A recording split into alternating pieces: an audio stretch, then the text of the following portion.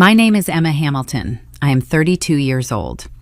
A week ago, I stood on the fourth step of the oak staircase in my parents' house with two packed suitcases resting by my boots. Down in the foyer, my mother Susan and my father Richard stood shoulder to shoulder. They wore their Sunday best.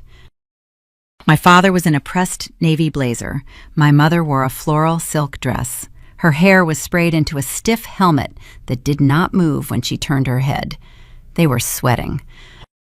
Across from them stood Diane. She was a local real estate agent. Diane tapped a tortoiseshell pen against a leather clipboard. She was there to conduct a final property walkthrough for Cypress Holdings. That was the corporate buyer who had purchased the house out from under my parents at a public county auction.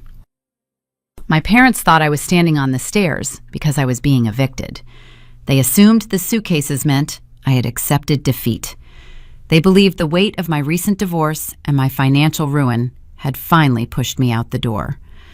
My mother was using a practiced, sweet tone.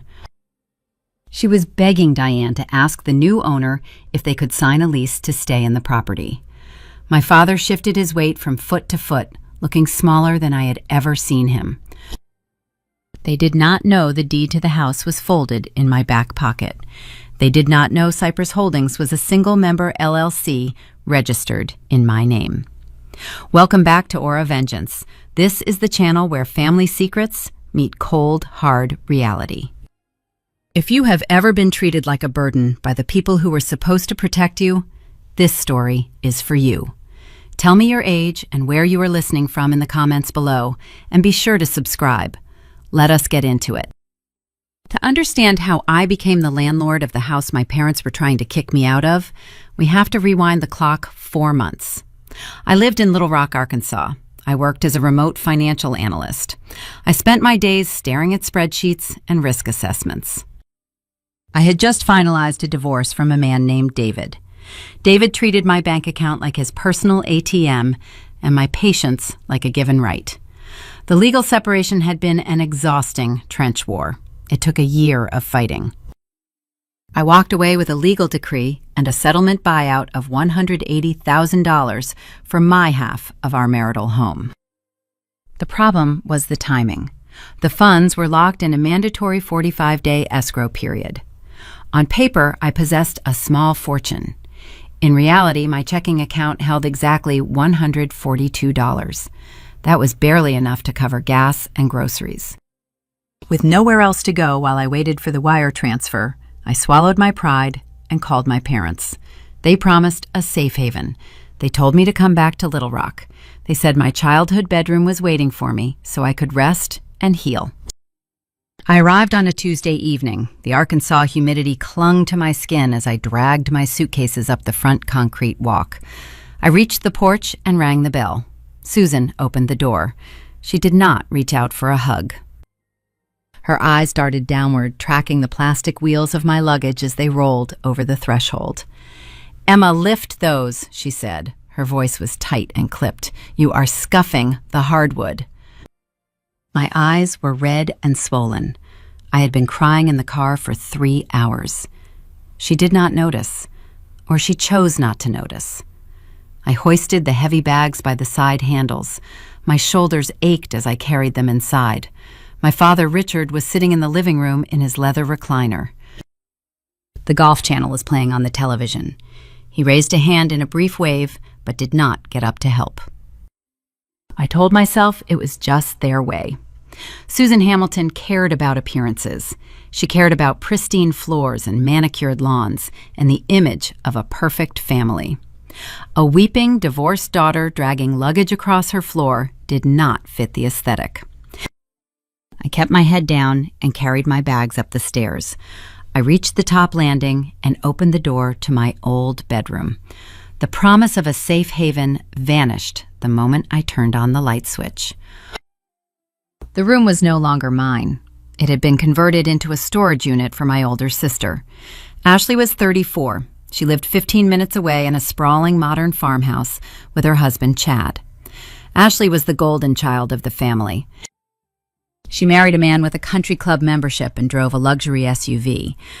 But she used my childhood room to store her overflow. Leather armchairs she no longer liked took up the corner. Boxes of outdated Christmas ornaments were stacked against the closet. A dismantled exercise bike sat near the window. The room smelled like dust and old cardboard. In the center of the clutter, my parents had placed a queen-sized air mattress. I dropped my bags. The thud echoed in the cramped space. Susan appeared in the doorway, holding a single, thin blanket. "We did not want to move Ashley's things," she said. She smoothed the front of her blouse. "She might need them for her guest house soon. You do not mind, do you? It is just temporary until you get back on your feet." It was not a question.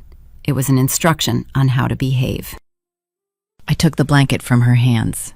"Thank you, Mom," I said. She closed the door. I sat on the edge of the plastic bed. The material yielded under my weight, emitting a hollow, wheezing sound. I lay back. By 3 in the morning, the mattress had lost half its air. My spine rested against the cold floorboards. I lay there in the dark, staring at the ceiling. I listened to the central air conditioning hum through the vents. I told myself I just had to survive 45 days.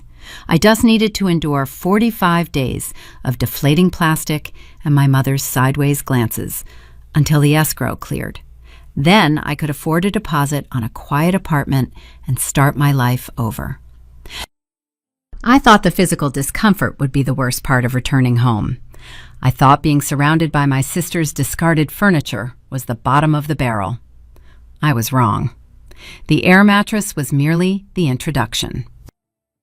I was about to learn that in the Hamilton family, compassion always came with a price tag. And the true cost of occupying my childhood bedroom was currently sitting in my father's desk drawer, waiting to be presented on premium company letterhead. 6 weeks dragged by. My 45-day escrow period came and went. A clerical error at the title company delayed the wire transfer by another 3 weeks.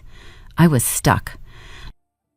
Every morning I woke up at 5:30 with my back resting against the hardwood floor. The air mattress required a daily reinflation routine.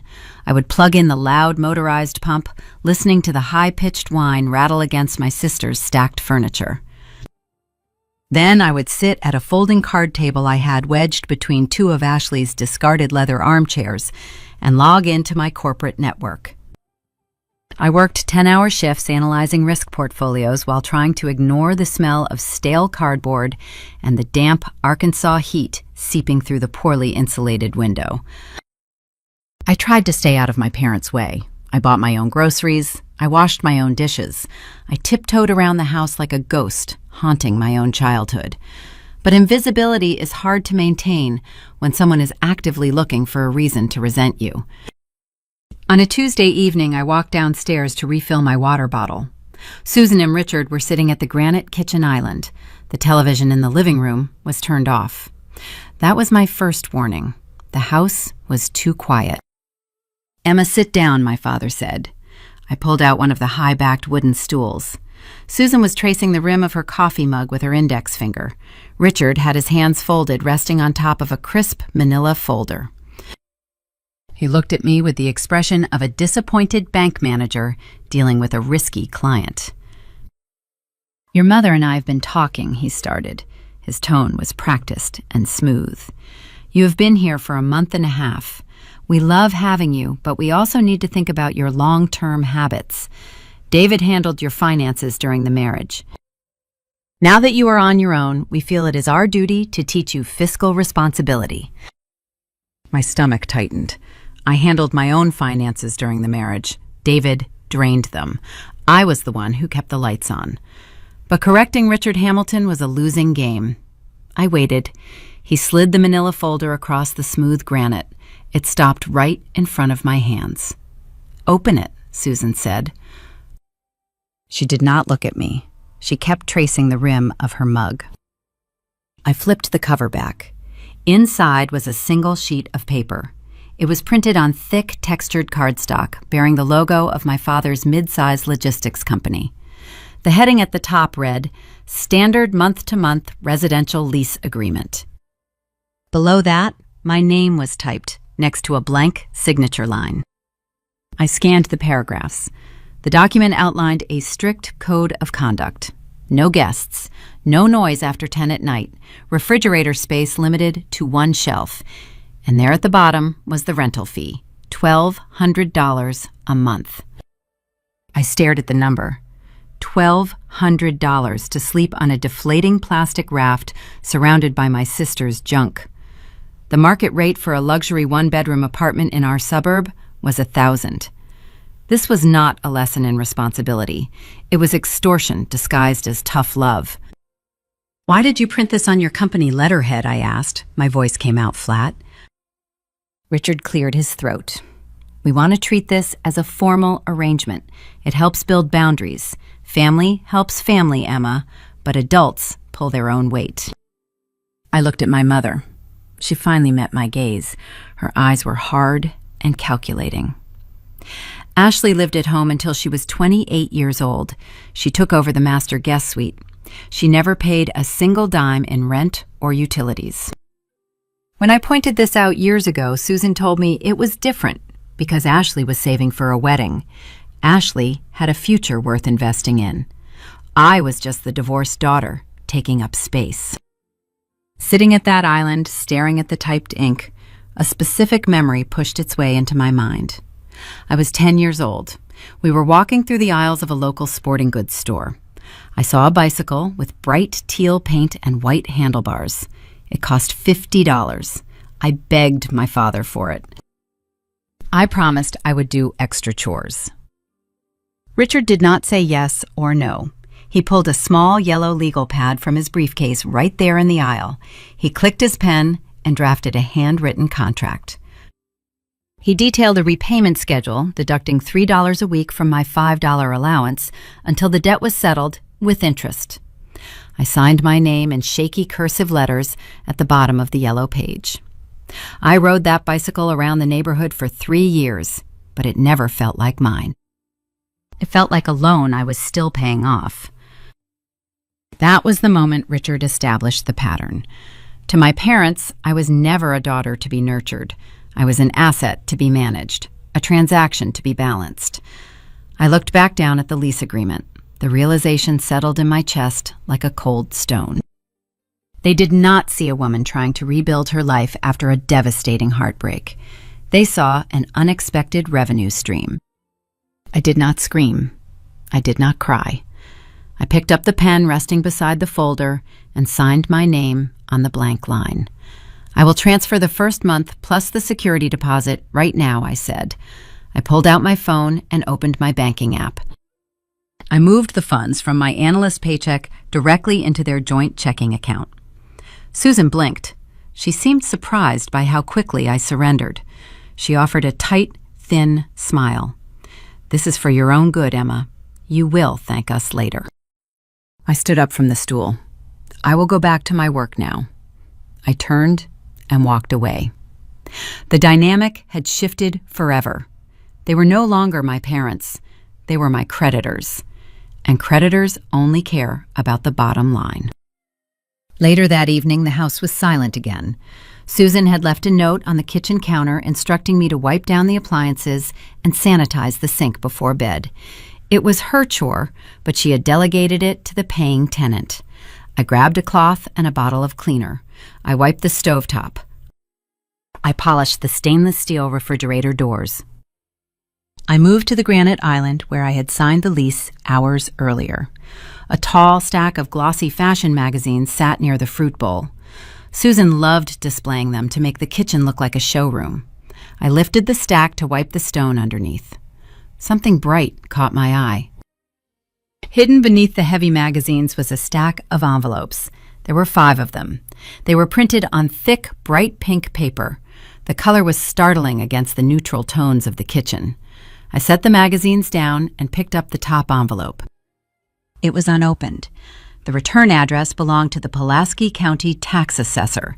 Beside it was a bold black stamp that read, "Final Notice." I thumbed through the rest. Another one was from a national mortgage lender. "Urgent action required" was printed across the front. The dates postmarked on the corners spanned the last 3 months. My parents' pristine colonial home with its manicured lawn and glossy magazines was hiding a secret. People who are financially secure do not receive bright pink final notices from the county. They do not hide urgent letters from mortgage lenders under reading material. I held the envelopes in my hand. A rational person might have confronted their parents. A caring daughter might have asked if they were in trouble. But I was no longer a daughter. I was a tenant, paying $1,200 for an air mattress. I placed the pink envelopes exactly where I found them. I set the magazines back on top, covering the bright-colored paper perfectly. I ignored them, assuming they were just aggressive marketing or tax reassessments they had forgot to file. I had my own problems to worry about. I did not know it then, but those unopened letters were the weapon that would eventually dismantle my parents' entire false reality. I finished cleaning the sink and went upstairs. I thought the rent payment would buy me peace. I thought handing over my paycheck would satisfy their need for control and buy my silence until my escrow cleared. I was wrong. The financial extraction was only the first layer. Susan did not just want my money. She wanted an audience. The psychological warfare was about to move out of the kitchen and into the public eye. My mother was preparing to turn my private failure into her favorite social currency. And the upcoming Sunday barbecue would provide her with the perfect stage. Sunday arrived with a suffocating blanket of heat. My parents hosted their annual neighborhood barbecue. This event was an elaborate production Susan orchestrated with military precision. The backyard was a manicured expanse of green grass bordered by blooming azalea bushes. A white canvas tent shaded the wide concrete patio. Neighbors and extended family members filled the lawn, holding sweating glasses of iced tea and domestic beer. I was not treated as a guest. I was the unpaid catering staff. I spent the first 2 hours ferrying aluminum trays of grilled chicken and heavy ceramic bowls of potato salad from the kitchen to the buffet tables. My clothes clung to my skin in the humid air. I kept my head down, hoping to blend into the background. But Susan had other plans. She did not want me invisible. She needed me front and center to play an assigned part in her ongoing theatrical performance. I approached the patio carrying a fresh pitcher of lemonade. Susan stood in the middle of a circle of older women. She wore a wide-brimmed straw hat and held a frosted margarita glass. Her voice carried easily over the hum of polite conversation. She was talking about me. It has been such an emotional drain, Susan sighed. She placed a manicured hand over her heart. Having an adult child move back into the house is a real challenge. The divorce just shattered her. Richard and I are doing everything we can to provide a safety net. We are sacrificing our quiet years to keep a roof over her head. I stopped walking. The heavy pitcher pulled at my shoulder muscles. The women surrounding my mother murmured in sympathetic agreement. They shook their heads slowly. They offered words of praise for her boundless maternal generosity. Not a single word was spoken about the lease agreement. Not one mention of the $1,200 I had wired into her checking account only days prior. Susan was painting a masterpiece of martyrdom. I was the heavy burden she bravely carried. I set the lemonade on a nearby table and tried to retreat toward the house. A hand grabbed my wrist. It was Aunt Carol. She was my father's older sister. Carol smelled like strong floral perfume and baked beans. She pulled me toward the edge of the canvas tent, away from the main crowd. "Emma, honey," Carol whispered. She patted my arm with a damp palm. "I hear you are having a terrible time right now. Your mother is a saint for taking you in. You must be so grateful for their charity." Before I could formulate a response, Carol reached into the pocket of her linen slacks. She pulled out a crumpled piece of paper. She pressed it into my palm and folded my fingers over it. "Buy yourself a little treat," she said softly. "Try not to burden your parents too much. They are getting older." Carol walked away to join the buffet line. I uncurled my fingers. A crumpled $20 bill rested in my palm. The green ink stared back at me. A wave of heat washed over my face that had nothing to do with the summer sun. The humiliation was a physical weight pressing down on my chest. I realized in that exact moment what my return meant to my family. My broken marriage and my empty bank account were not tragedies to them. My failure was their trophy. It was social currency they could spend to buy admiration from their peers. I walked back inside the house. The central air conditioning hit my skin, but it did not cool the anger burning in my stomach. I stood by the kitchen sink, gripping the smooth edge of the granite counter. The window above the sink was cracked open. Voices drifted in from the patio. Susan had moved away from the main crowd. She was chatting with Mrs. Gable. Mrs. Gable was a wealthy widow who lived 3 doors down. I stood perfectly still and listened to the rhythm of their conversation.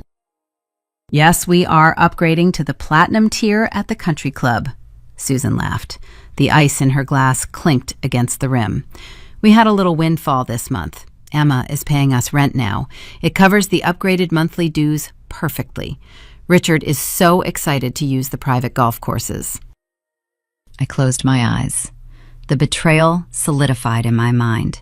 They were not saving my rent money for their retirement. They were not teaching me fiscal responsibility.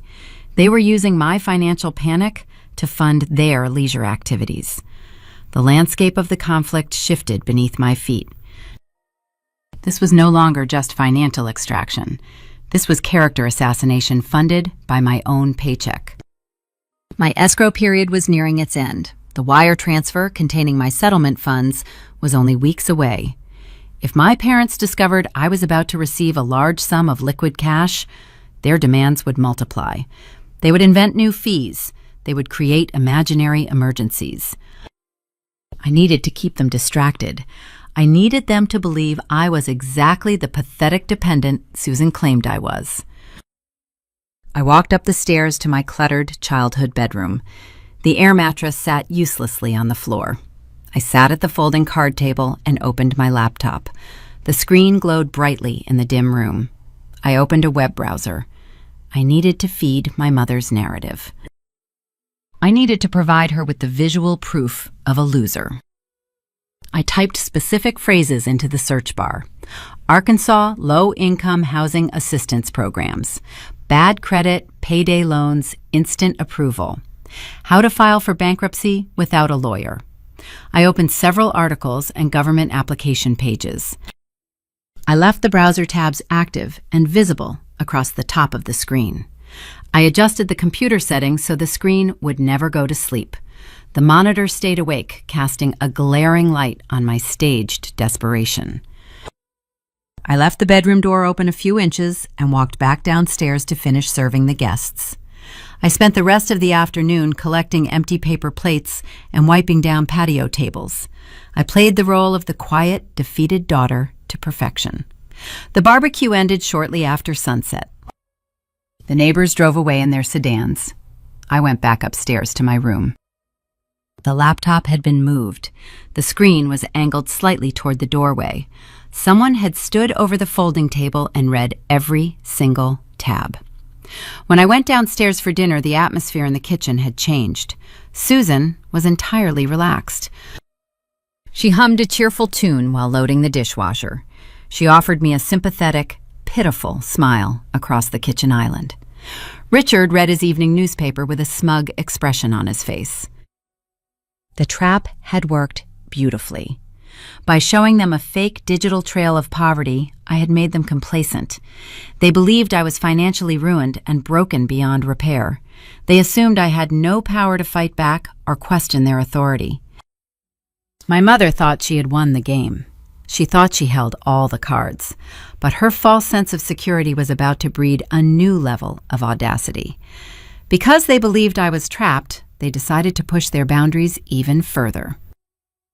The illusion of my poverty protected my hidden settlement money, but it also made me a target for their next scheme. They were done extracting money for themselves. Now they wanted me to fund the lifestyle of the one person who already had everything. And the arrival of a pristine luxury SUV in our driveway a few days later signaled the beginning of a demand I never saw coming. Wednesday afternoon, the roar of a high-performance engine announced my sister's arrival.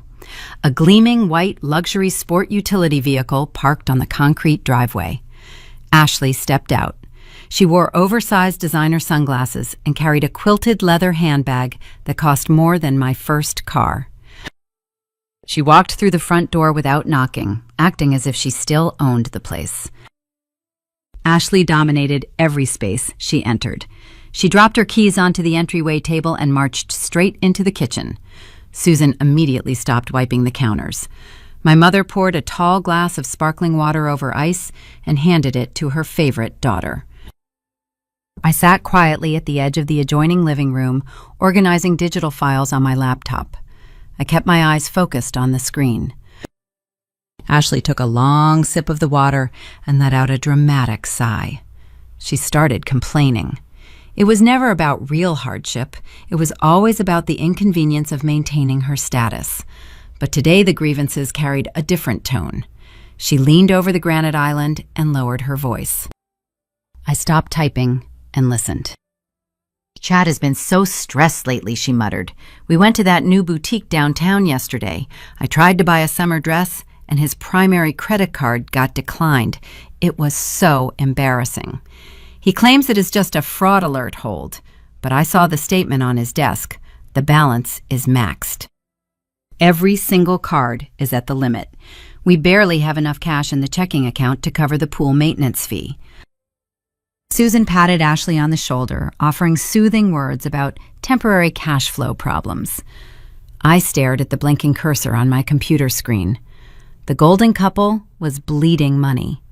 Behind the luxury vehicle and the country club smiles, they were drowning in debt. It was a subtle crack in the perfect facade. I filed that piece of information away. Ashley stayed for an hour complaining about her nail technician and the rising cost of organic groceries. Then she picked up her designer bag, kissed our mother on the cheek, and drove away. The moment the white SUV disappeared down the street, the atmosphere inside the house shifted. The air grew dense. Richard emerged from his home office. He walked into the kitchen and stood next to Susan. They exchanged a silent, coordinated look.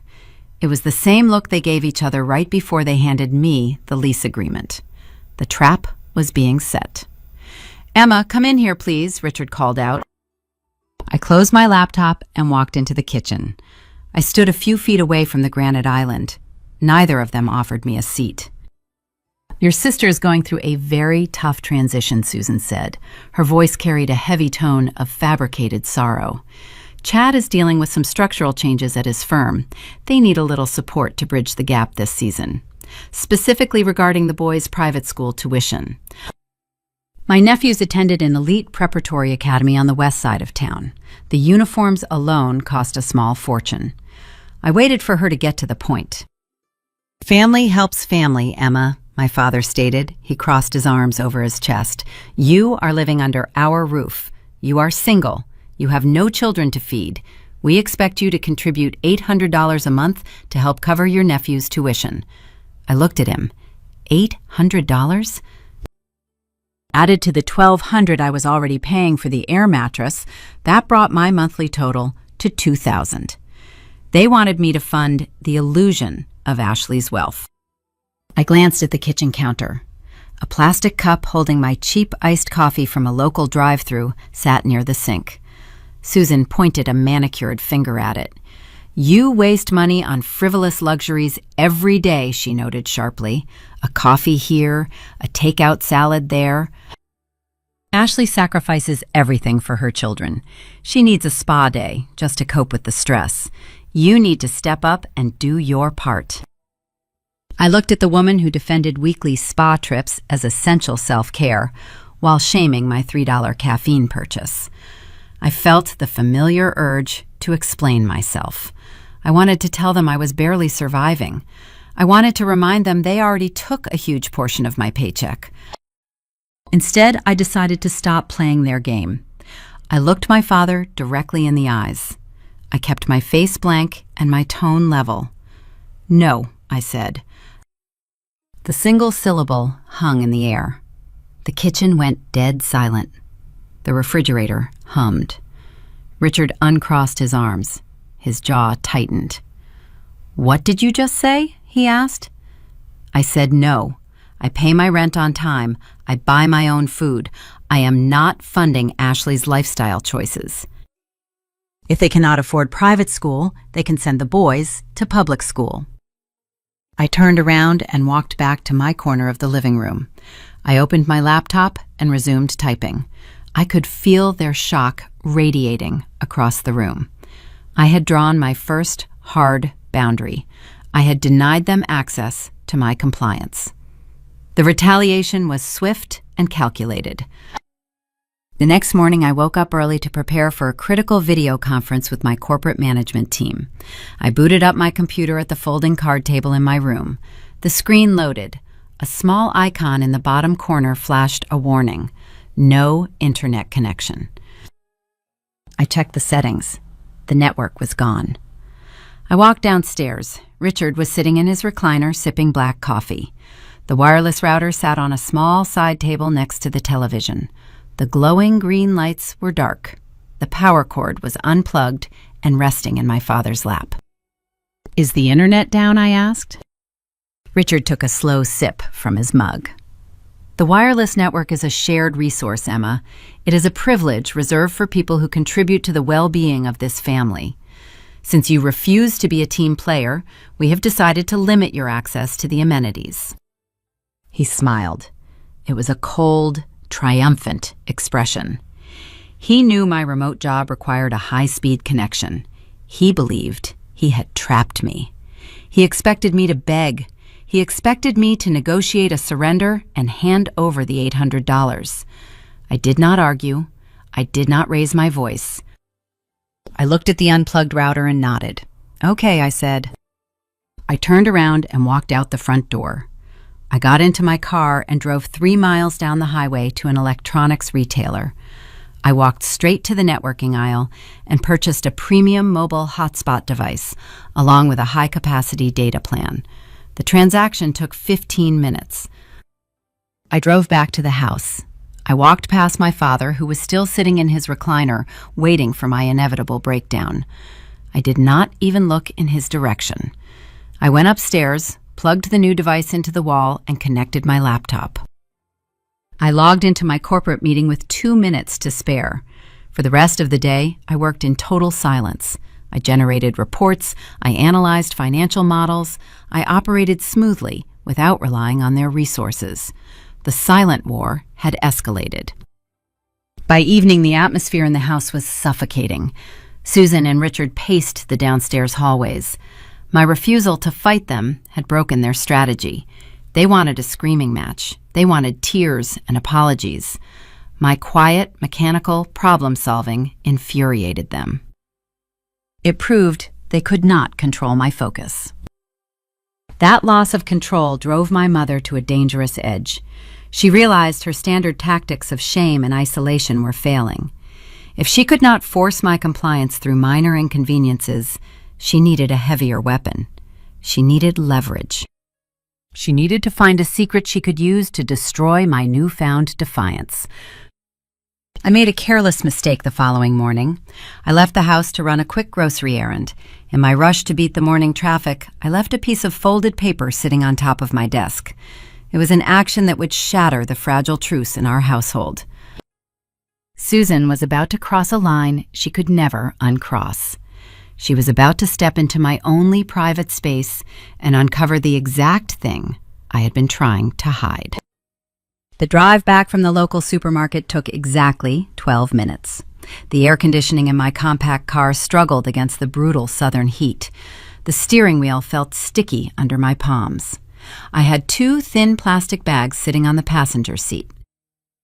They contained plain oatmeal canned chicken soup and a generic store-brand container of ground coffee. I was deeply committed to playing the role of the destitute, dependent daughter. I needed my parents to believe my financial situation was dire. I pulled into the concrete driveway behind my father's sedan and turned off the ignition. The engine sputtered into silence. I sat in the driver's seat for a moment, wiping a bead of sweat from my temple. A sudden, sharp memory hit my brain. I remembered the folded piece of paper I had carelessly left sitting on top of my desk. Yesterday afternoon, I received an email from the title company. The clerical error was finally resolved. The escrow period was officially closed. A wire transfer had hit my new private checking account. I printed the confirmation page to verify the routing digits and the final account balance. $180,000. Liquid funds. It was the payout from selling my marital home. I had folded the paper and left it next to my laptop before rushing out to beat the morning traffic. I grabbed the groceries and walked quickly to the front door. I unlocked the brass deadbolt and stepped inside. The house was dead silent. I bypassed the kitchen and walked straight up the oak staircase. My heart maintained a steady, even rhythm, but my stomach felt hollow. I reached the top landing. The door to my childhood bedroom was wide open. Susan stood in the center of the cramped room, surrounded by my sister's hoarded furniture. She was holding the printed bank statement in her right hand. The paper trembled slightly. Her knuckles were pale white. She wore a floral blouse, and her posture was rigid. The smell of her heavy hairspray hung in the stagnant air. She did not look like a mother who had just discovered her child was finally financially secure. She looked like a woman who had been robbed. She slowly lifted her head and locked her eyes on mine. "You lied to us," she whispered. Her voice was sharp and venomous. "You sat at my dining table and let us pay for the roof over your head while you hoarded a fortune." I set the grocery bags down on the floor. A can of soup rolled out and hit the baseboard with a dull thud. "I did not hoard anything," I replied calmly. "That is the settlement from my divorce. It just cleared yesterday." Footsteps sounded behind me. Richard walked into the room. His leather loafers clicked against the hardwood floor. He took the paper from Susan's hand and stared at the bold numbers printed at the bottom of the page. His face flushed a deep shade of crimson. He looked from the statement to my face. "Family helps family," Emma, he stated. His tone carried a dangerous edge. "We have been struggling to maintain this property. We have debts we have not mentioned to you. We need $50,000 to replace the roof and consolidate our credit lines." He called it a loan, but the intention was clear. It was a tax. It was the price of admission for my continued existence in their lives. Susan walked past me and headed down the stairs. She returned a minute later holding a small, gray digital calculator. She stepped up to the folding card table and slapped the device down on the surface. She began rapidly striking the plastic buttons. The clicking sound filled the quiet room. "Let us figure out exactly what you owe this family," Susan said. She did not look up from the small screen. Her fingers moved with practiced speed.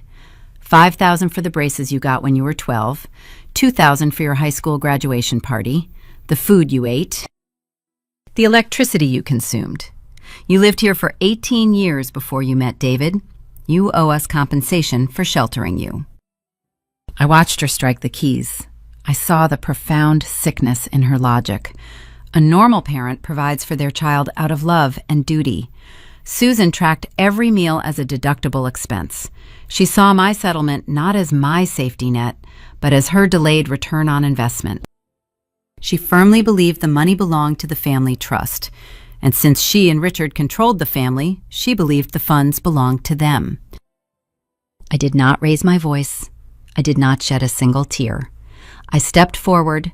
I reached out and snatched the bank statement from my father's grip. He flinched in surprise. I folded the paper and put it in my back pocket. I turned to my mother. She stopped typing on the calculator. The gray screen displayed a number close to 40,000. I looked at the two people who brought me into the world. "You are not getting a single cent," I said. "I pay my rent. My debt to you is paid in full every first of the month." I did not wait for their response. I walked to my desk and gathered my laptop, my legal folders, and my financial documents. I shoved them into my heavy leather work bag. I turned my back on them and walked out of the room. I carried my bag down the stairs and out the front door. The blinding Arkansas sun reflected off my windshield. I unlocked my car, opened the trunk, and placed the bag inside. I slammed the heavy metal lid shut. The locking mechanism clicked into place. My future was secured inside a steel vault. I walked back into the house. Richard and Susan were standing in the foyer. They looked like generals who had just lost a major battle. Their primary weapon was shame, and I had rendered it useless. Their secondary weapon was inconvenience, and I had bypassed it. I had drawn a line in the sand and dared them to cross it. Stripped of their control, Richard let his desperation take over. His eyes narrowed, his face hardened into a mask of pure spite. He realized he could not force my hand through guilt or intimidation. I was immune to their standard tactics. He needed a heavier weapon. He needed leverage that would crack my foundation. He turned away from me and walked into his home office. He left the door open just enough for his voice to carry into the hallway. I stood near the staircase and listened. He picked up his cell phone. I heard him punch a familiar sequence of numbers. He placed the receiver to his ear. "Hey, David," he said into the phone. His voice was suddenly warm and inviting. "It is Richard. We are hosting a cookout for the 4th of July this weekend. I wanted to see if you would like to come by and grab a beer." David was my ex-husband. He was the man who systematically drained my savings and broke my spirit over 5 miserable years. David was charming, manipulative, and ruthless. My father was inviting the architect of my trauma into our house. Richard knew he could not break my resolve on his own, so he decided to outsource the job to the one person who had successfully broken me before. He was setting up an unforgivable betrayal, and the upcoming holiday cookout was going to be the battlefield. The 4th of July arrived with a heavy, humid heat that sat on the Arkansas suburbs like a wet blanket. The sky was clear and bright. In a normal family, this day would involve cold beer, potato salad, and the smell of charcoal smoke drifting through the neighborhood. In the Hamilton household, it was the stage for a calculated ambush. I spent the morning inside the kitchen. The central air conditioning blasted from the vents above the island. I was tasked with preparing the side dishes. I chopped crisp green lettuce. I sliced red tomatoes. I tossed the vegetables into a large wooden bowl with a wooden spoon. My hands moved rhythmically. The repetitive motion helped quiet the anxiety humming in my chest. At noon, the front doorbell rang.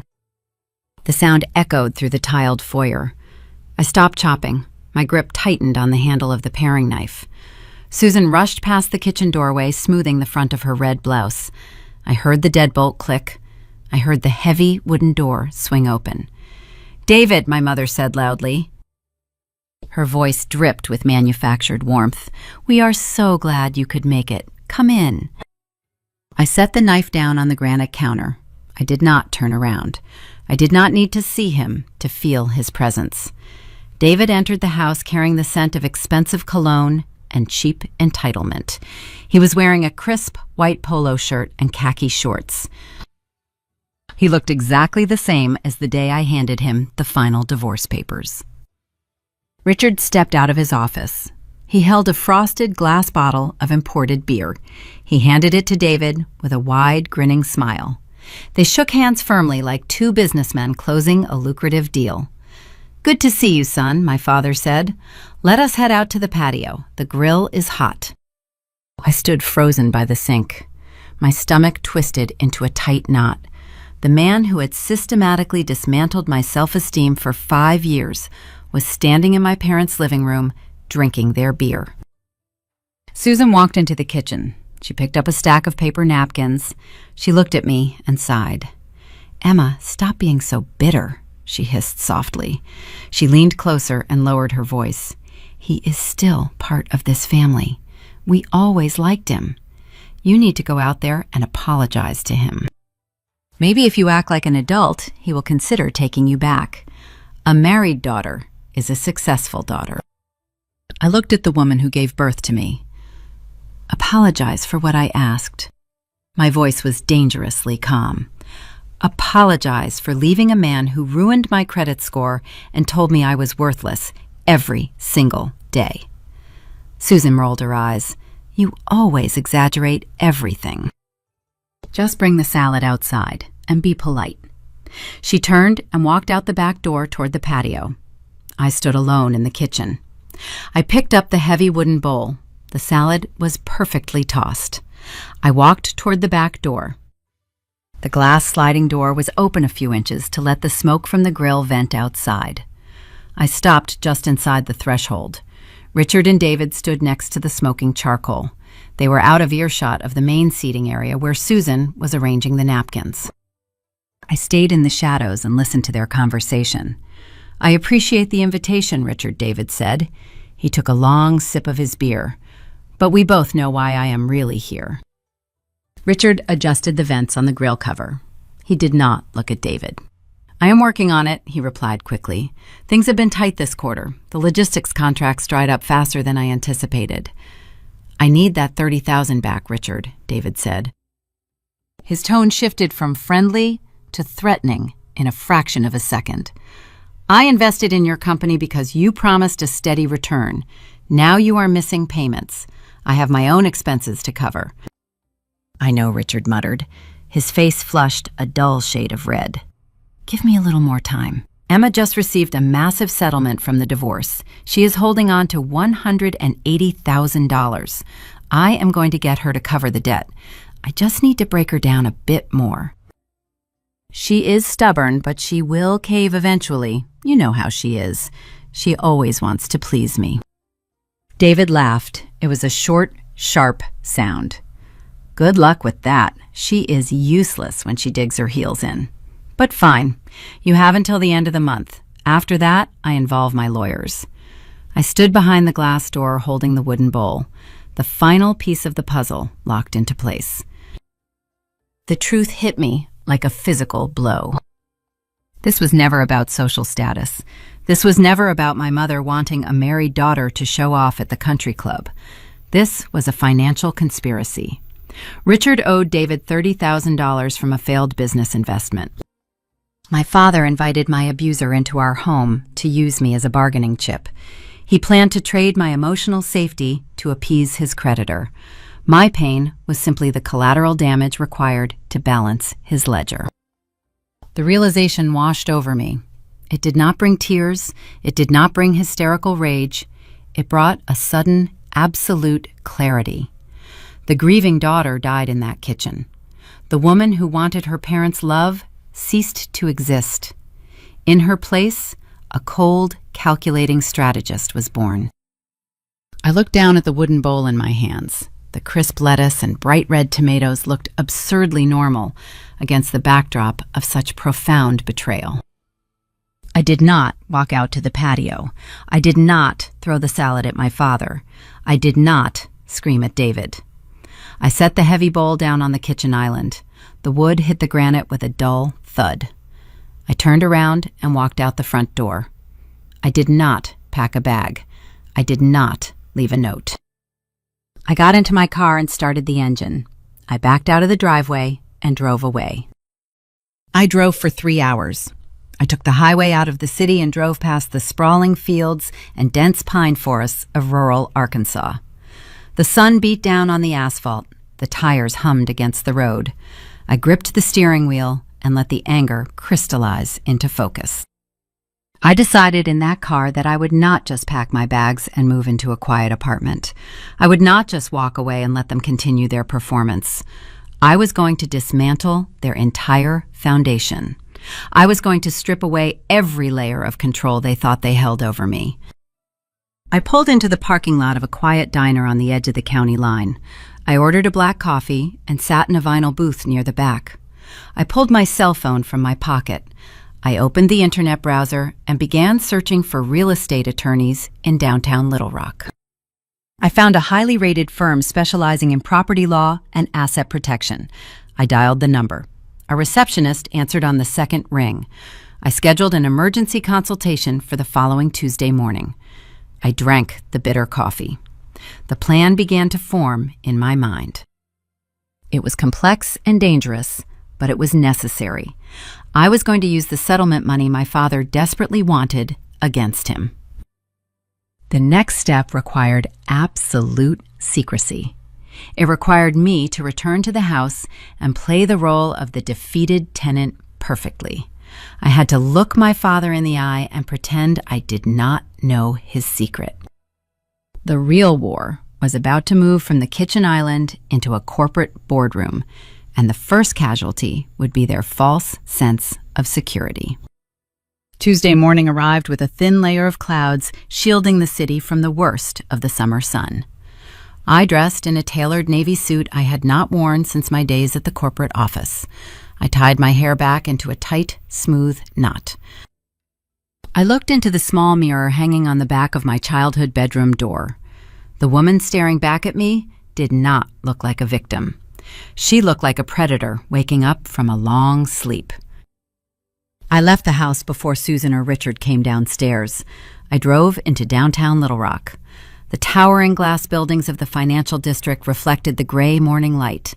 I parked in an underground garage and took the elevator up to the 14th floor of a sleek modern high-rise. The brass plaque beside the double glass doors read, "Sterling and Associates, Property Law." The receptionist offered me sparkling water and guided me into a corner office. The room smelled of rich leather and roasted espresso. A man in his late 40s sat behind a wide mahogany desk. His name was Marcus Sterling. He wore a crisp white shirt and a silk tie. He possessed the calm, analytical demeanor of a professional who dismantled complex problems for a living. I sat in the leather chair opposite him. I did not waste time with small talk. I outlined my situation with clinical precision. I explained my recent divorce settlement. I detailed the liquid funds resting in my private account. I told him I needed to create an impenetrable corporate shield. I needed to move my money into an entity that could purchase real estate without attaching my personal name to the public records. Marcus nodded slowly. He typed on his sleek silver keyboard. "We can establish a single-member limited liability company," he explained. "We will register it in a way that provides maximum privacy. You will be the sole managing director, but your name will be buried under layers of registered agent paperwork." "What should we name it?" he asked. I thought about the tall evergreen trees lining the perimeter of my parents' manicured backyard. "Cypress Holdings," I said. It sounded boring and invisible. It was the perfect disguise. Marcus drafted the initial documents. We spent an hour going over the legal structure. I signed my name on 5 different digital forms. The armor was officially built. But I needed more than just defense. I needed intelligence. Before we conclude, I said, leaning forward slightly, "I need you to run a comprehensive background check on a residential property. I want to see the title history, the mortgage status, and any outstanding public records." Marcus raised an eyebrow, but did not ask questions.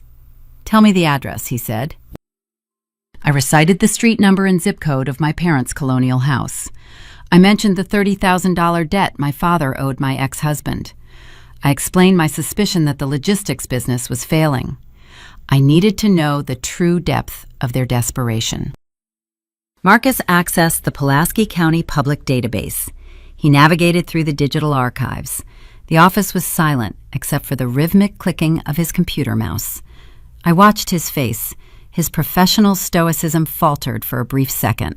A slight frown formed between his eyebrows. He turned his wide monitor toward me. The screen displayed a staggering mountain of red flags. "Your instincts were correct," Marcus said softly. "The business debt is the least of their problems." I stared at the lines of data. My parents held a primary mortgage they had refinanced twice. But beneath that lay a home equity line of credit. The account was in severe default. They were $60,000 behind on the payments. Below the banking records were the municipal files. They had not paid their county property taxes in 3 years. There were also 2 separate contractor liens attached to the deed. One was for a lavish patio expansion. The other was for an expensive landscaping overhaul featuring imported azalea bushes. Susan cared more about projecting wealth to her neighbors than paying the people who built her stage. Marcus printed a specific document and handed it to me. At the top of the heavy paper was a bold black header reading, "Notice of Pending Public Auction." "The county has initiated foreclosure proceedings," Marcus explained. "They sent the final warnings a month ago." I stared at the printed page. A vivid memory flashed in my mind. I saw the granite kitchen island. I saw the glossy fashion magazines Susan loved to display, and I saw the bright pink envelopes hidden underneath them. I had assumed they were junk mail or routine tax reassessments. I had ignored them. The gun resting on the mantel finally fired. Those bright pink envelopes were the pre-foreclosure notices. They were the county screaming for its money. My parents were hiding the evidence of their impending ruin under pictures of designer handbags. "When is the auction?" I asked. My voice remained remarkably steady. Marcus scrolled down the screen. "Exactly 30 days from today. It will be a quiet online public auction hosted by the county tax assessor. The property will be sold to the highest bidder to satisfy the outstanding municipal debts and clear the liens. If no one intervenes, the bank will reclaim the asset. Your parents will be evicted shortly after." I sat back in the leather chair. The truth washed over me, bringing a profound sense of clarity. The $1,200 lease agreement Richard slid across the kitchen counter was never about teaching me fiscal responsibility. The air mattress was not a humble lesson in pulling my own weight. They were drowning in a self-inflicted ocean of debt. They were charging their traumatized daughter premium rent just to buy a few more weeks of groceries and country club appearances. They were bankrupt parasites, feeding on my grief to sustain their illusion. The power dynamic shifted entirely in that moment. It flipped from top to bottom. They thought they were the wealthy landlords graciously housing a failure. In reality, they were desperate squatters living on borrowed time. I thanked Marcus for his work. I paid his retainer fee using my new corporate account. I stood up and walked out of the glass building. The oppressive heat felt different now. It did not feel suffocating. It felt energizing. I drove back to the suburbs. I turned onto my parents' street and pulled into the driveway. The pristine white columns of the colonial house looked entirely different. They no longer represented a childhood sanctuary. They looked like cheap wooden props standing on a condemned theater stage. I unlocked the front door and walked inside. The house was cool and quiet. Richard was sitting in his recliner watching a golf tournament. Susan was in the kitchen, arranging fresh-cut flowers in a crystal vase. "Emma, you are home," Susan said. She did not look up from the flowers. "I hope you were out looking for better employment." I smiled. It was a genuine, effortless smile. "I was taking care of some paperwork, Mom," I replied. I pulled my cell phone from my pocket. I opened my banking application. It was the first of the month. I initiated the electronic transfer for my rent. $1,200 moved from my account into theirs. A moment later, Susan heard her phone chime on the counter. She glanced at the screen. A tight, satisfied grin appeared on her face. She believed she had won another round. She thought my compliance meant I was broken. "Thank you for being prompt, Emma," she said, adjusting a yellow daisy. "You are welcome," I said. I walked up the stairs to my cluttered room. I sat on the edge of the deflating air mattress. I felt perfectly content. $1,200 was a cheap price to pay for a front row seat to their destruction. I knew the quiet would not last. As the auction date grew closer, the walls would begin to close in on them. The bank would stop calling and start taking action. The pink envelopes would be replaced by legal summons. Their desperation would escalate from a slow burn into outright panic. And when that panic set in, I knew exactly what they would do. They would try to squeeze the only resource they thought they controlled. They would come after me for more money. They would double down on their cruelty to save their pristine image. I just had to wait for them to make their final, fatal mistake. 3 weeks slipped by. The calendar hanging in the kitchen flipped to a new month. The atmosphere inside the colonial house shifted from strained, polite tolerance to a toxic, suffocating panic. The county auction was only 7 days away. The bright pink envelopes were no longer hidden under the glossy magazines on the granite island. They had vanished entirely. In their place, a tight, heavy silence ruled the household. My father stopped watching his golf tournaments. He paced the hardwood floors late into the night. The floorboards creaked under his heavy steps. My mother dealt with the impending ruin differently. She retreated into a profound psychological delusion. Susan Hamilton grew up in a modest blue-collar neighborhood. She spent her entire adult life running away from those roots. She married a man she thought would provide a permanent ticket into the upper crust of Southern society. Her identity was entirely dependent on what her neighbors thought of her. Facing the reality of foreclosure would destroy the fragile ego she spent decades cultivating, so her brain simply rejected the facts. Her coping mechanism was a terrifying display of denial. I walked into the kitchen on a Thursday afternoon to grab a glass of water. Susan was leaning against the counter holding her cell phone to her ear. She held a thick, glossy catalog of high-end home fixtures in her other hand. "Yes, we want the imported Italian marble," she said into the receiver. Her tone was breezy and arrogant.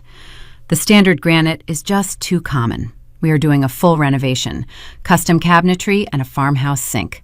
Send me the invoice for the deposit." I stopped near the refrigerator. My mother was ordering a $40,000 kitchen remodel for a property she was legally losing in less than a week. She did not have the funds to pay her overdue property taxes, but she was negotiating the installation of luxury countertops. The sickness of her vanity was astounding. She hung up the phone and noticed me standing there. "We are upgrading the kitchen," she announced proudly. She smoothed the pages of the catalog.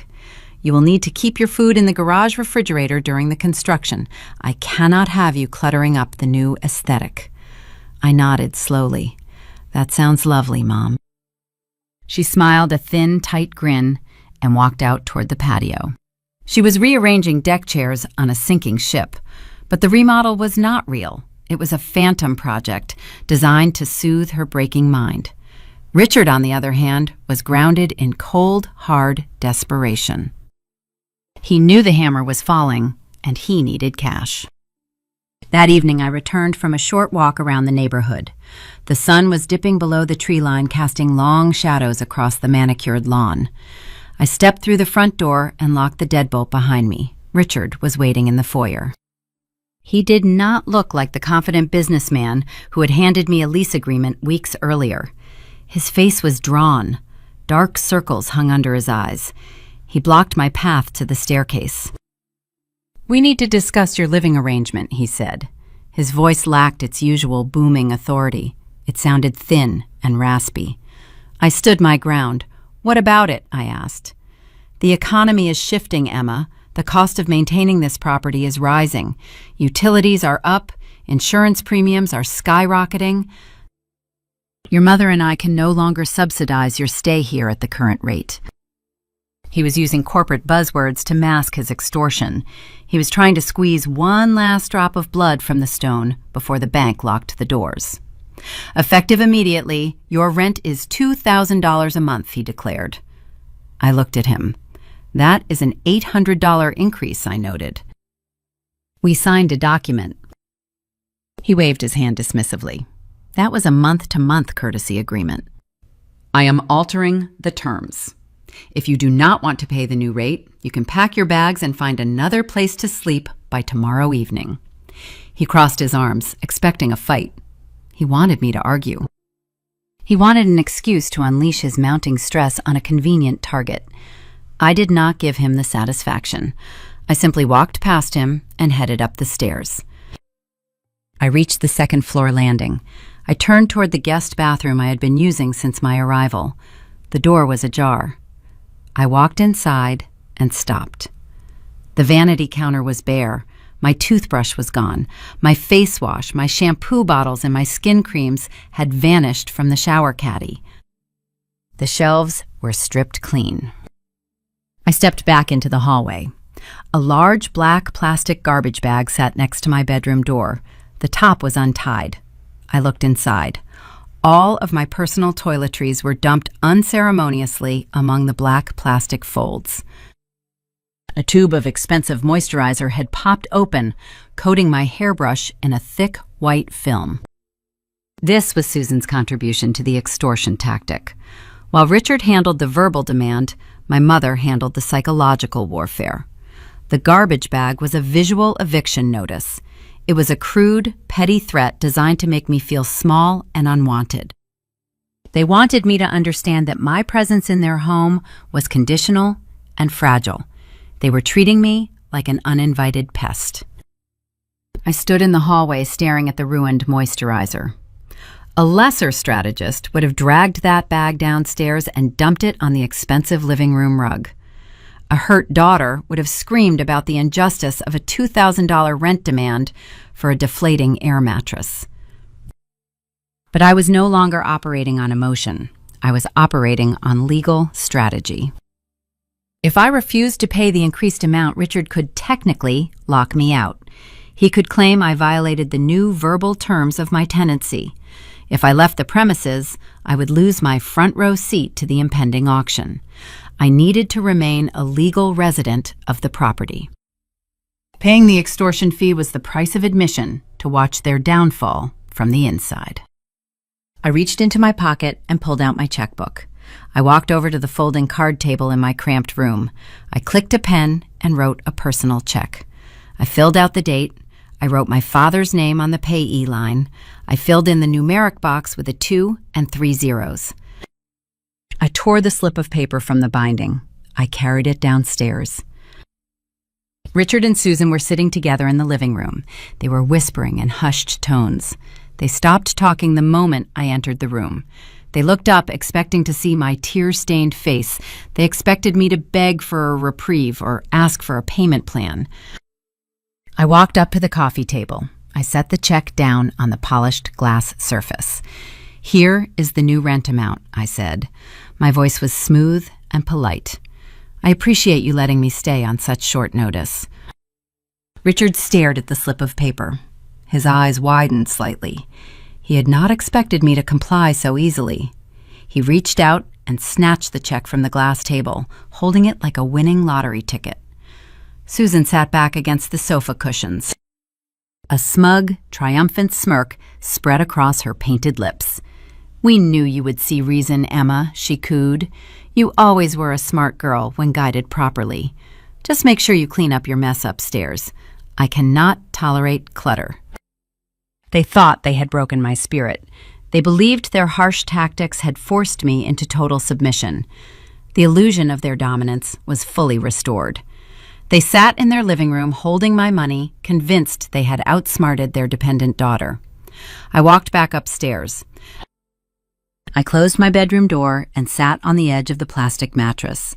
I pulled my laptop from its leather case. I did not open any fake tabs about payday loans. I did not search for low-income housing.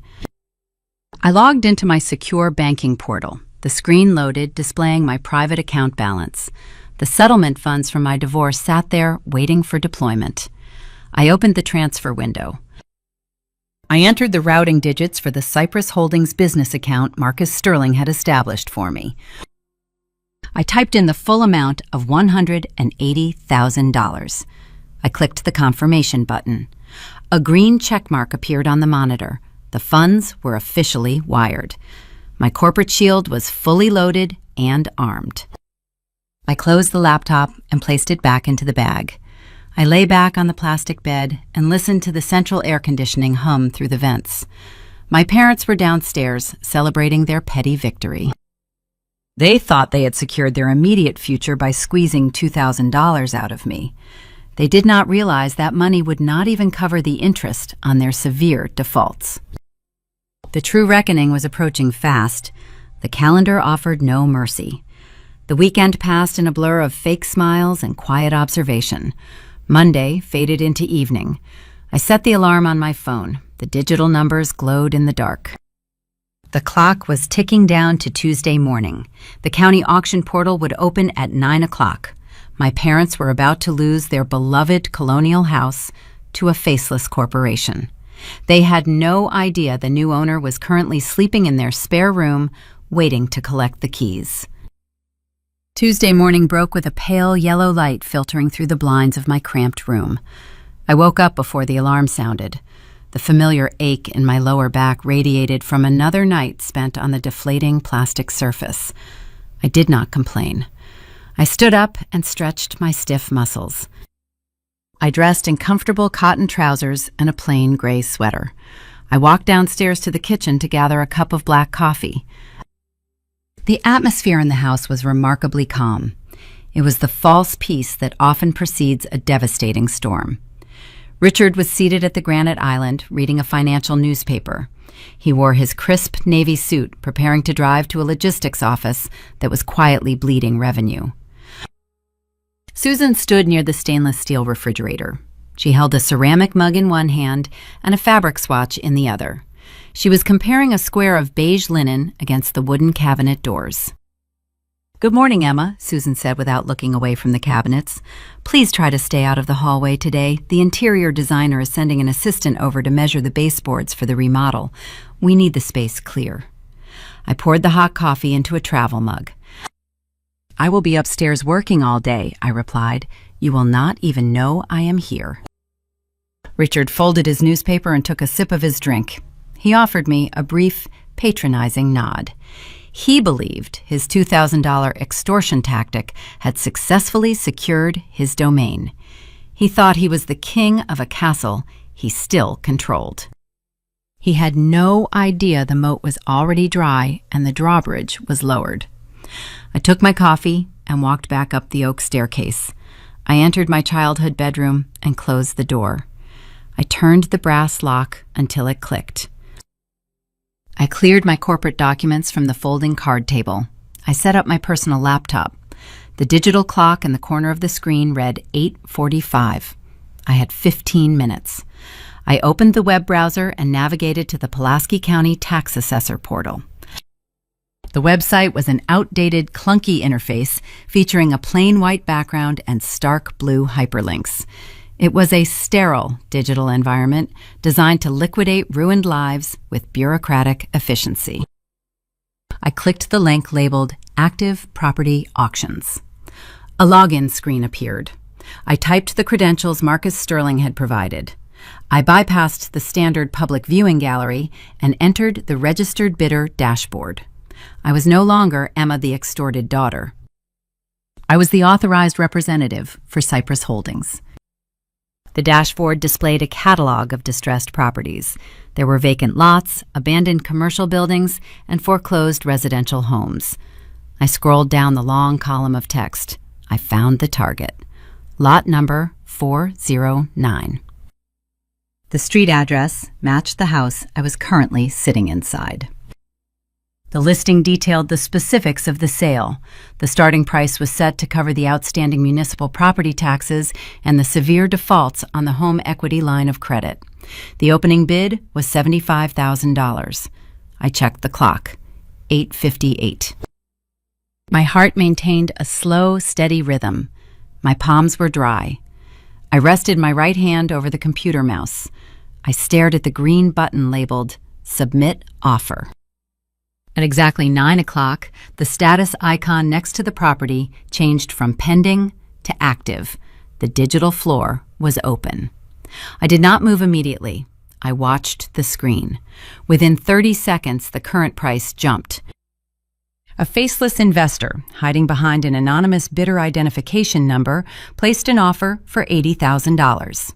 I clicked the text box. I typed $85,000.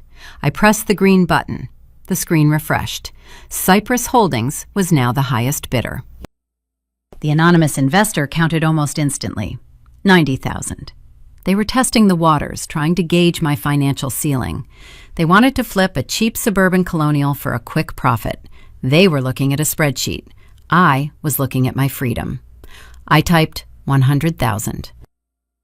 The system paused. A full minute ticked by. The competitor evaluated the sudden jump. Then the number changed again. $110,000.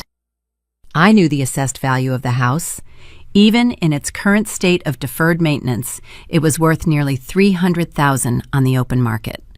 My opponent was hoping to steal it. I had $180,000 of liquid cash resting in the Cypress Holdings account. I had the ammunition to end the fight quickly.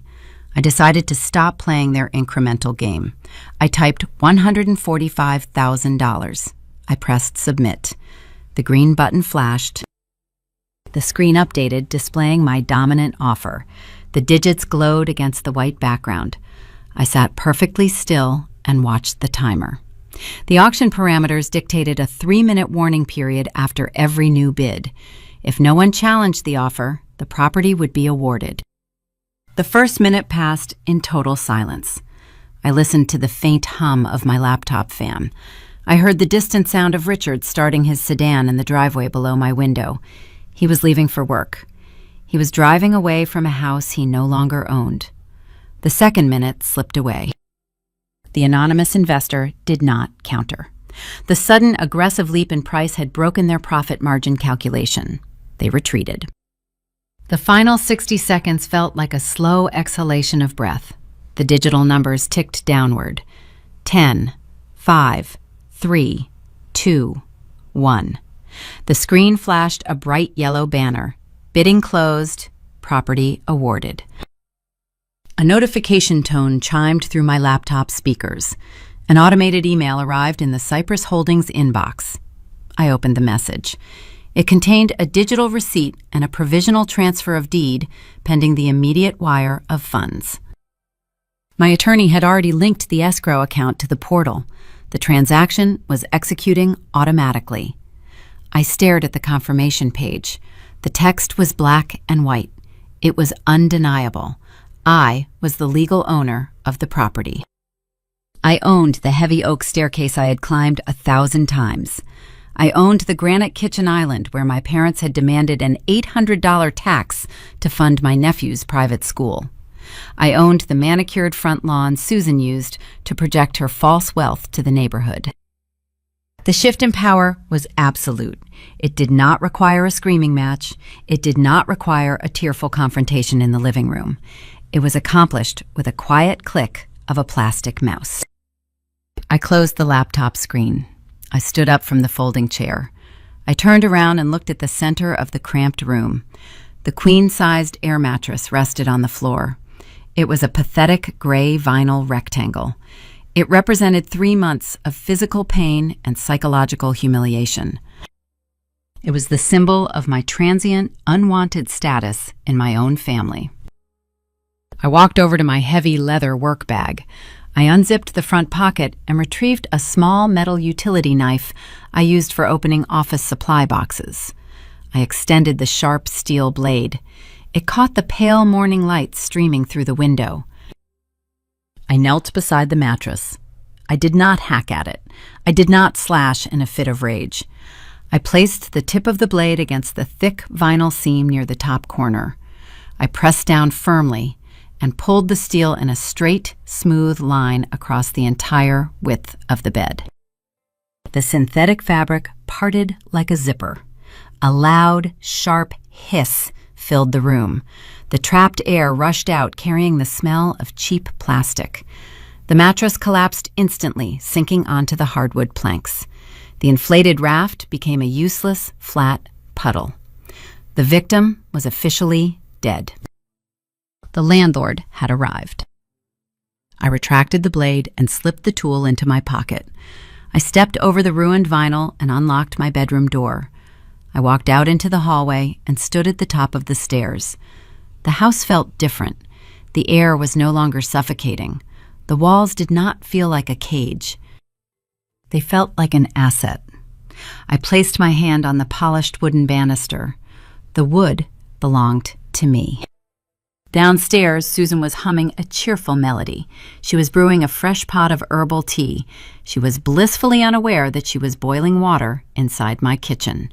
She was oblivious to the fact that her phantom $40,000 remodel was now a trespassing violation. I did not walk down the stairs to announce my victory. Revealing the truth right now would ruin the trap. I needed the reality to hit them through official channels.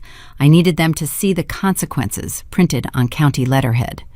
I returned to my room and stepped over the deflated plastic. I sat back down at the folding table. The hard wooden chair felt like a throne.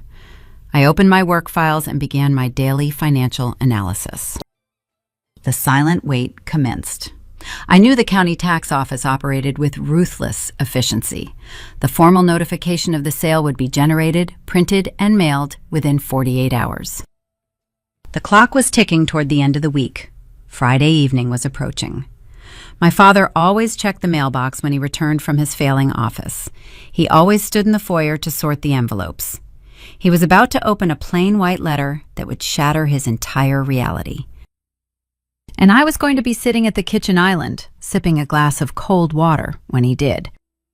Friday evening carried a specific, unyielding routine in the Hamilton household. It was the end of the traditional work week. The central air conditioning hummed a steady, low note through the pristine hallway. The smell of roasted chicken and rosemary drifted from the oven. Susan was preparing a formal dinner. She believed a proper Sunday meal served on a Friday elevated her social standing, even when no guests were present to witness it. I sat on a tall wooden stool at the granite kitchen island. A tall glass of ice water rested on the stone surface in front of me. I traced the condensation dripping down the smooth glass. The grandfather clock in the living room chimed 6 times. The heavy front door opened. My father stepped into the foyer. Richard wore his usual tailored suit, but the fabric hung loosely on his shoulders. The stress of managing a failing logistics company was carving deep lines around his mouth. He carried a leather briefcase in one hand and a thick stack of mail in the other. He stopped by the console table near the staircase. This was his daily ritual. He sorted the envelopes before speaking to anyone. I took a slow sip of my water. The ice clinked against the rim. I watched him from my vantage point in the kitchen. He tossed a glossy catalog aside. He discarded 2 credit card offers. Then his hands stopped moving. He isolated a single envelope. It was standard white business paper, but the return address featured the stark black seal of the Pulaski County tax assessor. It was not a bright pink pre-foreclosure warning. Those notices were for people who still had time to save their property. This was certified legal correspondence. This was the final verdict. Richard slid his index finger under the flap. The paper tore with a sharp, rasping sound. He unfolded the thick document inside. I watched the exact moment my father realized he was a ruined man. The color drained from his face, leaving his skin a pale, sickly gray. His jaw slacked. His eyes darted back and forth across the printed text. The paper began to tremble in his grip. The shaking spread up his arm until his entire shoulder vibrated. The leather briefcase slipped from his left hand and hit the hardwood floor with a heavy thud. Susan heard the noise. She walked out of the kitchen holding a silver serving spoon. She wore a floral apron over her blouse. "Richard, what is wrong?" she asked. She frowned at the dropped briefcase. "You are scuffing the floor." He did not look at her. He stared at the county seal. His lips parted, but no sound came out. He tried to swallow. The muscles in his neck strained. Susan stepped closer. Her irritation shifted into genuine concern. She reached out and snatched the paper from his trembling fingers.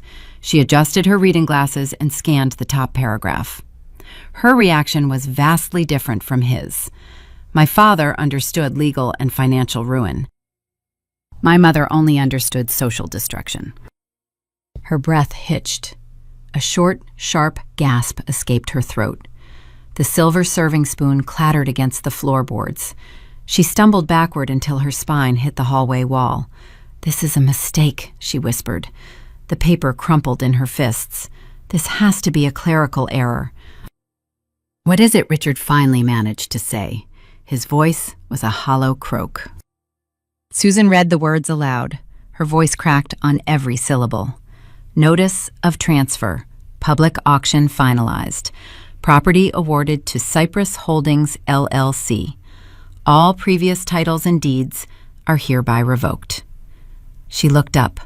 Her eyes were wide and wild with a terror I had never seen before. 30 days, Ricard, she choked out. They are giving us 30 days to vacate the premises. The phantom kitchen remodel evaporated into thin air.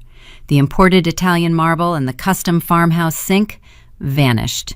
The delusion shattered, leaving behind the cold, hard reality of an impending eviction. My mother was standing in a house she no longer owned. "We need a lawyer," Richard said. The survival instinct kicked in, overriding his shock. He patted his suit pockets, searching for his phone. "This is an illegal seizure. We can file an injunction. We can freeze the transfer. We just need legal representation immediately." "With what money?" Susan asked. Her voice bordered on a shriek. "The accounts are empty. You said you needed until the end of the month to secure the logistics contracts.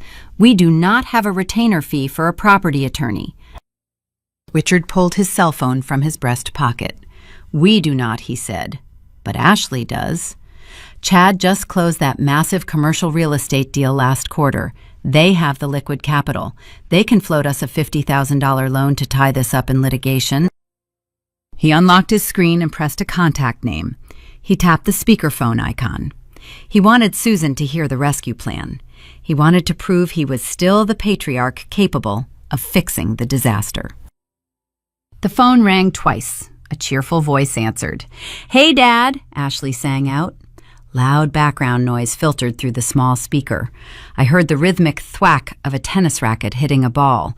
I heard the clinking of crystal glasses and the low murmur of a wealthy crowd. She was at the country club. She was performing her role as the affluent young socialite. "Ashley, listen to me," Richard said. His tone was tight and rushed. "We have a severe emergency. The county pushed through a foreclosure auction on the house. Some holding company bought the deed. We have 30 days to get out unless I can hire a litigation team by Monday morning. I need you and Chad to wire me $50,000 tonight."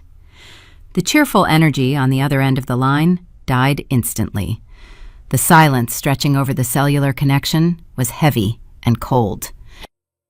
"Dad, I am at the club," Ashley whispered. Her voice was strained, tight with sudden embarrassment. "Why are you calling me with this right now?" "I need the money, Ash," Richard pleaded. He gripped the edge of the console table. "We are going to lose the house. We will be on the street." A heavy sigh echoed through the speaker. Ashley moved away from the background noise. The sound of the tennis match faded. "I cannot help you," she said flatly. "What do you mean you cannot help?" Susan yelled, leaning toward the phone. "We are your parents. We paid for your wedding. We paid for your cars. Chad makes a fortune." The warning signs I had filed away weeks ago finally materialized. The truth about the Golden couple broke through the country club facade. "Chad does not make a fortune," Mom Ashley snapped. "He makes commissions, and he has not closed a deal in 6 months. His credit cards are maxed. We are living off lines of credit to keep the boys in their private academy. We do not have $50,000. We barely have 5. Richard squeezed his eyes shut. "Can you take out a personal loan?" he asked, "just to bridge the gap." "No," Ashley said. The frigid cruelty in her voice mirrored Susan's usual tone. It was a perfect reflection of the woman who raised her. "If we start applying for emergency loans, the club board will notice. It will trigger a credit review for our membership renewal. I am not ruining my social standing because you two failed to pay your taxes." "Ash, please," Richard begged. "You need to figure it out yourselves," Ashley said. "Do not call me at the club again. People are staring." The line went dead. A dial tone buzzed through the quiet foyer. The Golden child abandoned them without a second thought. The daughter they had groomed for high society chose her country club image over her parents' survival. They had built a shallow, selfish monument, and now they were crushed under its weight. Susan let out a low, agonizing sob. Her knees buckled. She slid down the painted wall and collapsed onto the hardwood floor. She sat in a heap of floral fabric, clutching the county eviction notice to her chest. Richard stared at the blank screen of his phone, his shoulders hunched forward. He looked frail and broken. I sat at the kitchen island. I lifted the glass to my lips and took another slow sip of ice water. The condensation felt cool against my skin. I did not say a word. The silence in the house stretched for a long, excruciating minute. The reality of their isolation settled over them. Ashley was gone. The bank was gone. The logistics company was bleeding. They had no allies. They had no lifelines. Richard slowly lifted his head. He looked past the foyer and into the kitchen. His eyes locked onto me. Susan stopped sobbing. She followed his gaze. She looked up from the floorboards. Her tear-streaked face turned toward the kitchen island. The grief and panic in their eyes vanished. It was replaced by a cold, sharp calculation. They remembered the bank statement Susan had found on my desk. They remembered the $180,000 resting in my private account. They realized their target was sitting 10 feet away, sipping water. The predators found their prey. They were about to make the most audacious demand of their lives. And I was going to let them try. Susan stopped crying. The transition was a remarkable display of psychological gymnastics. The genuine, jagged terror of impending homelessness vanished from her features. She wiped her damp cheeks with the back of her hand and pushed herself up from the hardwood floor. She smoothed the wrinkles out of her floral apron. The authentic panic evaporated. In its place, a calculated, theatrical sorrow emerged. She was preparing to deploy her most reliable weapon. She walked slowly toward the granite kitchen island. Her footsteps were quiet. She stopped right across from me. I sat perfectly still, holding my glass of ice water. The condensation dripped onto my fingers. Emma Susan whispered. Her voice trembled with manufactured frailty. She reached across the stone counter and tried to place her manicured hand over mine. I pulled my fingers back. Her hand rested on the cold granite instead. She let out a soft, wounded sigh. "We have always protected you, Emma," she continued. "We took you in when David broke your heart. We gave you a safe haven. We sacrificed our own comfort to make sure you had a roof over your head. You know we would do anything for you. We are a family, and family is a sacred bond." She was rewriting history right in front of me. She called the deflating plastic air mattress a safe haven. She called her extortionate $2,000 rent demand a sacrifice. She was setting the stage to justify the largest theft of her entire life. Richard stepped into the kitchen. He dropped the county eviction notice onto the counter next to my glass. He loosened his silk necktie and unbuttoned the collar of his dress shirt. The rigid posture of the wealthy patriarch returned. He was no longer the defeated man staring at a foreclosure letter. He was a manager, delegating a crisis to his subordinate. "We know about the money, Emma," he said. His voice was firm and authoritative. "We know you received a divorce settlement, $180,000. You kept it hidden from us, but we are willing to forgive that deception because right now we need to operate as a team." He tapped his index finger against the county document. The black seal of the tax assessor stared up at the ceiling. "Some faceless corporate entity named Cypress Holdings bought our deed at a public tax auction," Richard explained. "They stole our legacy for pennies on the dollar. But these investment firms are always looking for a quick flip. They want fast profit without the hassle of a lengthy eviction process." I took another sip of my water. I watched him outline his brilliant strategy to combat the very trap I had built. "Here is what we are going to do," Richard declared. "You are going to track down the contact information for this Cypress Holdings group. You are going to call their managing director and negotiate a private sale. You will use your settlement funds to buy our house back. We will put the new deed in my name to simplify the tax burden going forward. Susan nodded eagerly. Her eyes gleamed with renewed greed. "It is the perfect solution," she chimed in. "You can save your childhood home. You can repay us for everything we have done for you over the years. It is your duty as our daughter." They were demanding my entire life savings to rescue them from their own chronic financial negligence. They wanted me to purchase the property and hand the legal ownership directly back to them. They expected me to drain my accounts and return to zero, just so Susan could keep hosting her neighborhood barbecues. The sheer magnitude of their entitlement was breathtaking. Richard reached into the inner pocket of his suit jacket. He pulled out a sleek silver pen. Then he reached into his leather briefcase, which he had retrieved from the foyer floor. He extracted a blank bank counter check. He placed the rectangular slip of paper on the granite island and slid it across the smooth stone. The paper stopped right in front of my water glass. He set the silver pen down beside it. "I need you to write a voided check and provide your routing details," Richard instructed. "I will have my accountant draft the transfer authorization tonight. We will secure the funds in my business account so I can handle the negotiations with Cypress Holdings tomorrow morning." I looked down at the blank check. The white paper looked stark against the dark, speckled granite. I looked at the silver pen. Then I looked up at the two people who brought me into the world. They stood shoulder to shoulder waiting for my compliance. They believed they had cornered me. They thought their combination of maternal guilt and paternal authority would crush my resistance.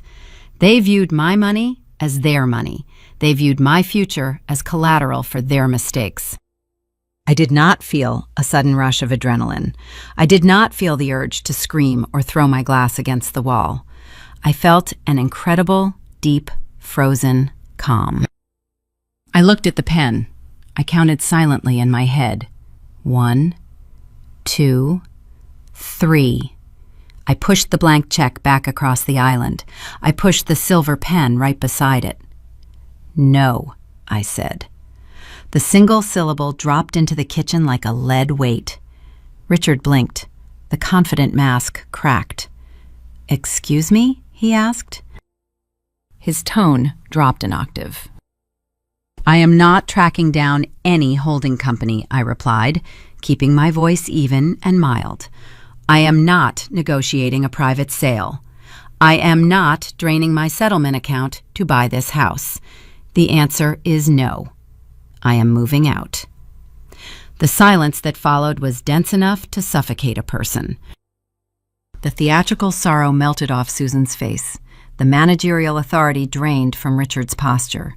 The rejection hit their fragile egos and ignited an immediate explosive chain reaction. Narcissists cannot tolerate the word no. It is a direct threat to their constructed reality. When their manipulation fails, they skip negotiation and go straight to destruction. "You ungrateful little parasite," Susan shrieked. Her voice echoed off the stainless steel appliances. The veins in her neck strained against her skin. "We opened our doors to you when you were broken and worthless. You came crawling back here with nothing but 2 suitcases and a failed marriage. We fed you. We sheltered you, and this is how you repay our kindness?" "You are a failure," Emma, Richard roared. He slammed his fist onto the granite counter. The impact rattled my water glass. "You have always been a disappointment. David warned me about how selfish you were. I should have listened to him. You sit on a pile of cash while your own family faces the street. You are a disgusting excuse for a daughter." They hurled their insults with reckless abandon. They projected their own profound flaws directly onto me. They called me a parasite while demanding my life savings. They called me a failure while standing inside a foreclosed home they lost due to their own unpaid taxes. The hypocrisy was a brilliant, blinding spectacle. I did not flinch. I did not defend myself. I let their verbal abuse wash over me like a warm breeze. Their anger was the final confirmation I needed. It proved they felt no genuine love for me. I was only valuable when I was useful. Now that my utility was denied, I was garbage to them. "Get out," Richard snarled. His face was a dark, dangerous crimson. He pointed a trembling finger toward the foyer. "I want you out of my house. I will not harbor a traitor under my roof. You have until the end of the week to pack your pathetic bags and leave. Be gone by Friday evening, or I will throw your belongings onto the front lawn myself." He was evicting me from a property he did not own. He was ordering me to vacate the exact building I had purchased at auction just a few days prior. The dramatic irony was a sweet, intoxicating nectar. I looked at my father's red, furious face. I looked at my mother's tear-streaked, hateful glare. I stood up from the wooden stool. "Okay," I said. I nodded agreeably. "I will pack my things. I will be out by the end of the week." I turned my back on them and walked away. I climbed the oak staircase while their shouts continued to echo through the downstairs hallway. I entered my childhood bedroom and locked the door behind me. I sat at my folding card table and smiled. The eviction order was the greatest gift they could have given me. It set the stage for the final act perfectly. They thought they were punishing me by throwing me out into the cold. They believed they were casting me into exile. They had no idea that I was already planning to leave. They did not realize that when I walked out the front door on Saturday morning, I would be locking it behind me. The packing phase was about to begin. And while they spent the next few days frantically searching for a new place to live, I would be quietly preparing the ultimate revelation. They ordered me to leave their house. I was going to oblige them, but I was taking the house with me. The final week of my residency in the Colonial House was a masterclass in psychological tension. The pristine calm that usually defined the Hamilton household shattered entirely. The manicured illusion of wealth dissolved, leaving behind a chaotic, desperate reality. The air inside the building grew thick with the smell of cheap, corrugated cardboard and packing tape. Susan and Richard no longer maintained their united front. The stress of impending homelessness fractured their alliance. They turned their toxic energy inward. They spent their days screaming at each other across the downstairs hallway. Richard blamed Susan for the exorbitant credit card debt, citing her relentless need to buy imported furniture and designer clothing. Susan fired back, accusing Richard of gross incompetence for driving his logistics business into the ground and failing to secure emergency loans from his wealthy associates.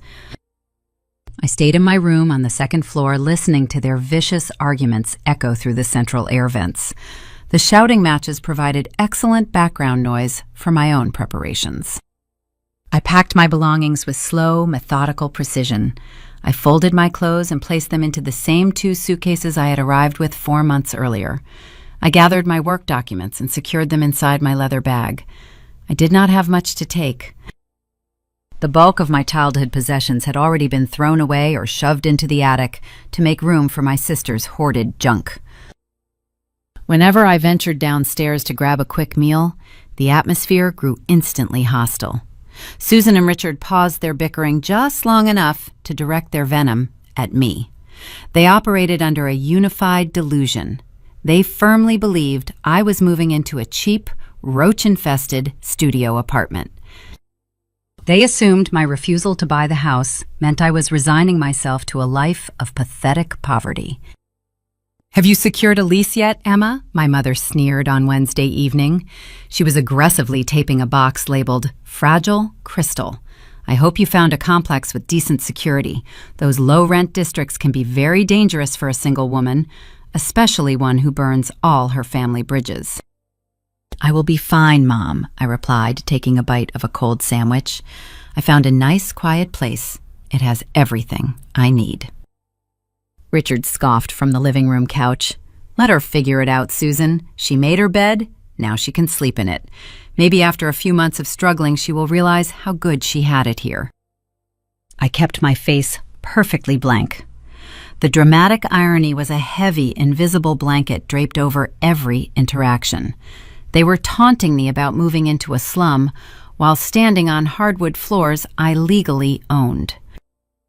They were threatening me with the harsh realities of the real world, while they were the ones actively packing their entire lives into cardboard boxes because a county tax assessor had liquidated their legacy. My real estate attorney, Marcus Sterling, executed the next phase of the plan with flawless bureaucratic timing. He operated under the strict instructions I provided during our initial consultation. On Thursday afternoon, an email arrived in Susan's primary inbox. I knew it arrived because I heard her sharp gasp from the kitchen. "Richard," she called out. Her voice was shrill and frantic. "Come here immediately." I walked quietly to the top of the stairs and peered down through the wooden banister. My parents were huddled around a silver laptop resting on the granite island. "It is from the legal representation for Cypress Holdings," Susan read aloud. Her finger traced the lines of text on the glowing screen. "They are initiating the transition protocol. They are sending an authorized real estate agent to conduct a final property walkthrough on Saturday morning at 9 o'clock. The agent will assess the condition of the home before the transfer of keys." Richard rubbed his temples. The dark circles under his eyes looked like bruises. "We need to make sure the place is spotless," he muttered. "These corporate buyers are ruthless. If they find any damage or excessive mess, they might try to sue us for depreciation of the asset or withhold our legal timeline to vacate. We cannot afford another lawsuit." Susan panicked. The fear of facing a powerful, faceless corporation overrode her vanity. She spent the entirety of Friday engaged in a manic frenzy of physical labor. My mother, who usually hired a professional cleaning service for minor dust, removed her floral blouses and put on old sweatpants. She spent hours on her hands and knees in the foyer. She held a damp sponge and a bucket of heavy chemical cleaner. She scrubbed the white wooden baseboards until her knuckles turned raw and pink. She polished the brass door handles. She wiped down the glass windows to remove any smudges.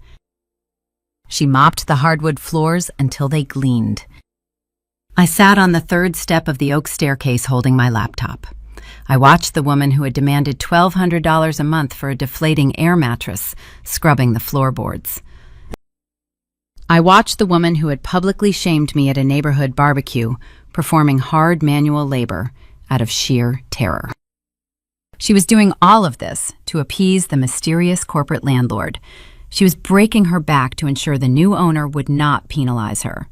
She did not know the new owner was sitting 10 feet away, casually scrolling through financial spreadsheets.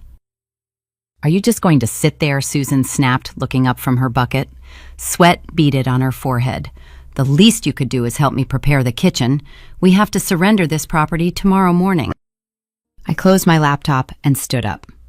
"I think you are doing a wonderful job, Mom," I said, my voice smooth and light. "The baseboards look fantastic. The new owner is going to be very pleased with the condition of the house." I turned around and walked back to my room, leaving her to scrub the floors I had purchased. The silent justice tasted sweeter than any revenge I could have shouted. I did not need to scream or break dishes. I just needed to let their own assumptions fuel their panic. Friday night descended over the suburbs.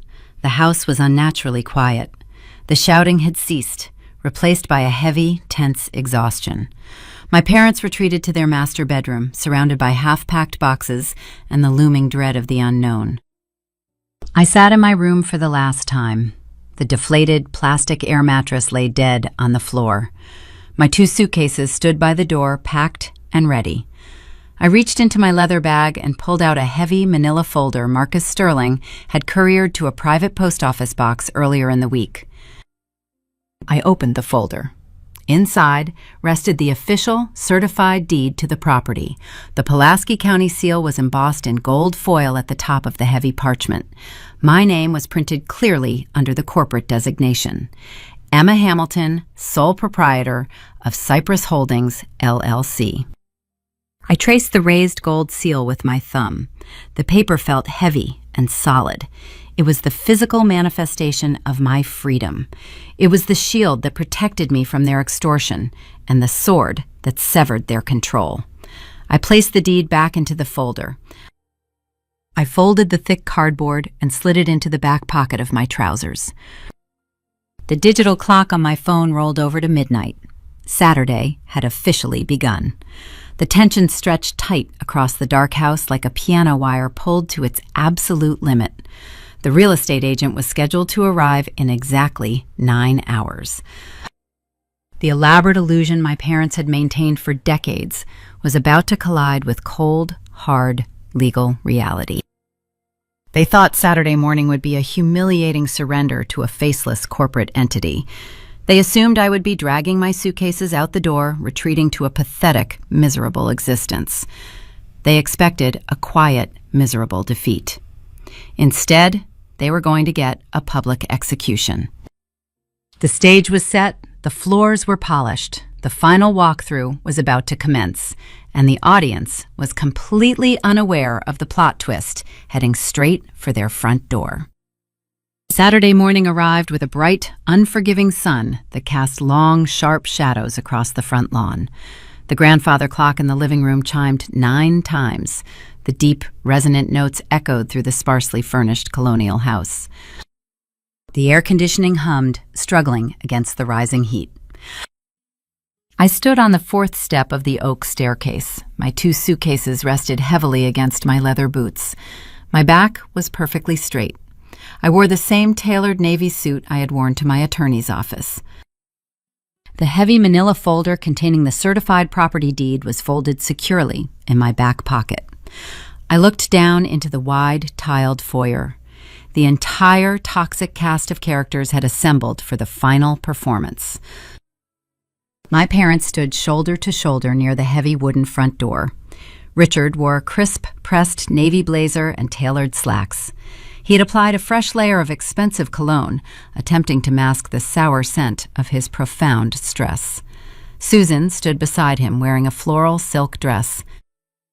Her hair was sprayed into a rigid, unmoving helmet. They were dressed in their Sunday best, ready to project an aura of dignified wealth to the representative of the corporation that had just legally liquidated their legacy. Ashley had also arrived. My older sister stood near the archway leading into the formal dining room. She was not there to offer emotional support to our terrified parents. She was there as a scavenger. When Ashley learned the bank was seizing the property, she realized her future inheritance was evaporating.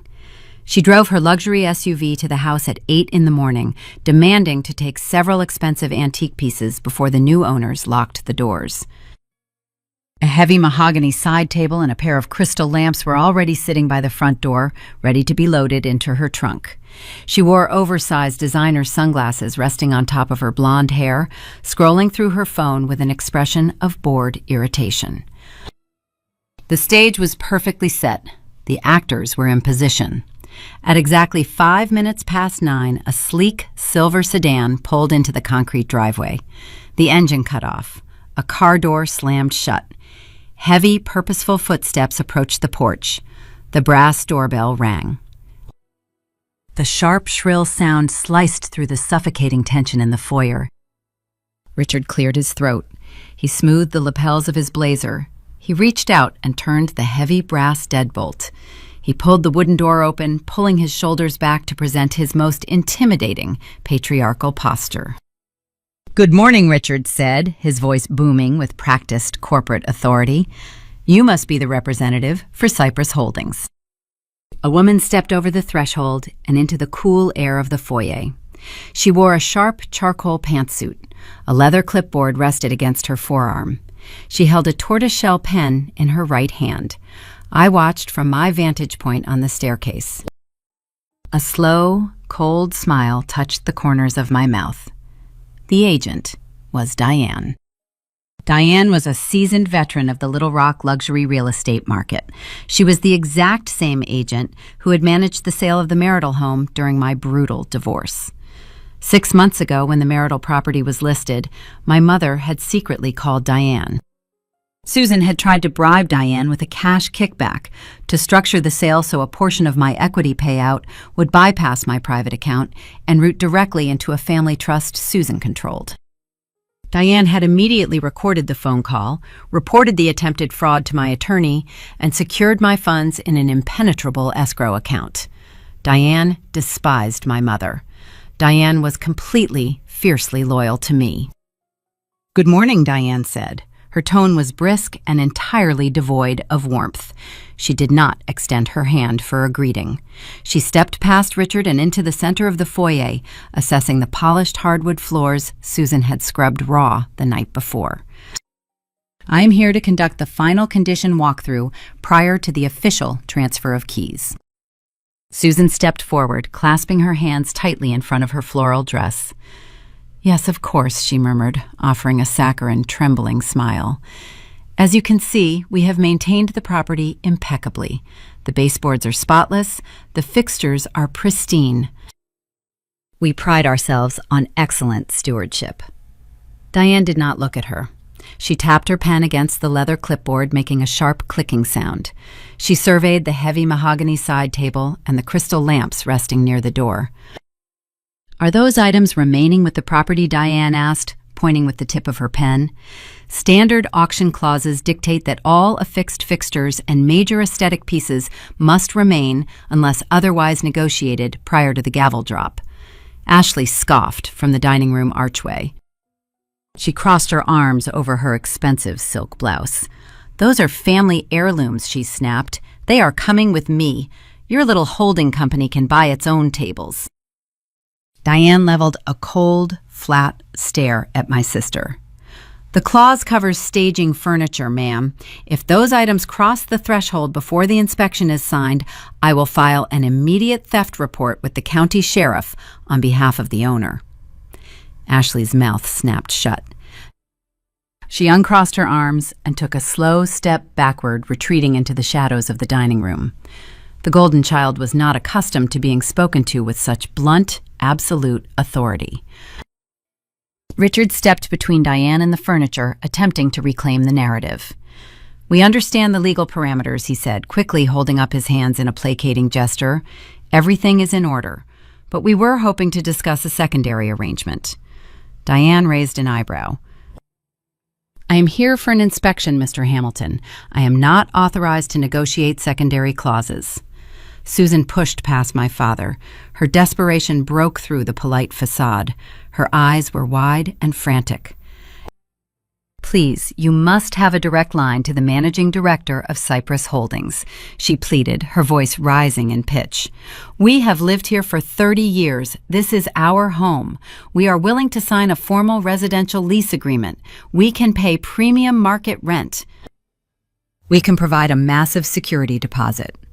Just ask the corporation if they would be willing to rent the property back to us. We cannot be thrown out on the street today." My mother was begging a woman she had previously tried to bribe. She was offering to pay premium rent to stay in a house she had lost because she refused to pay her taxes. The hypocrisy was a brilliant, blinding spectacle.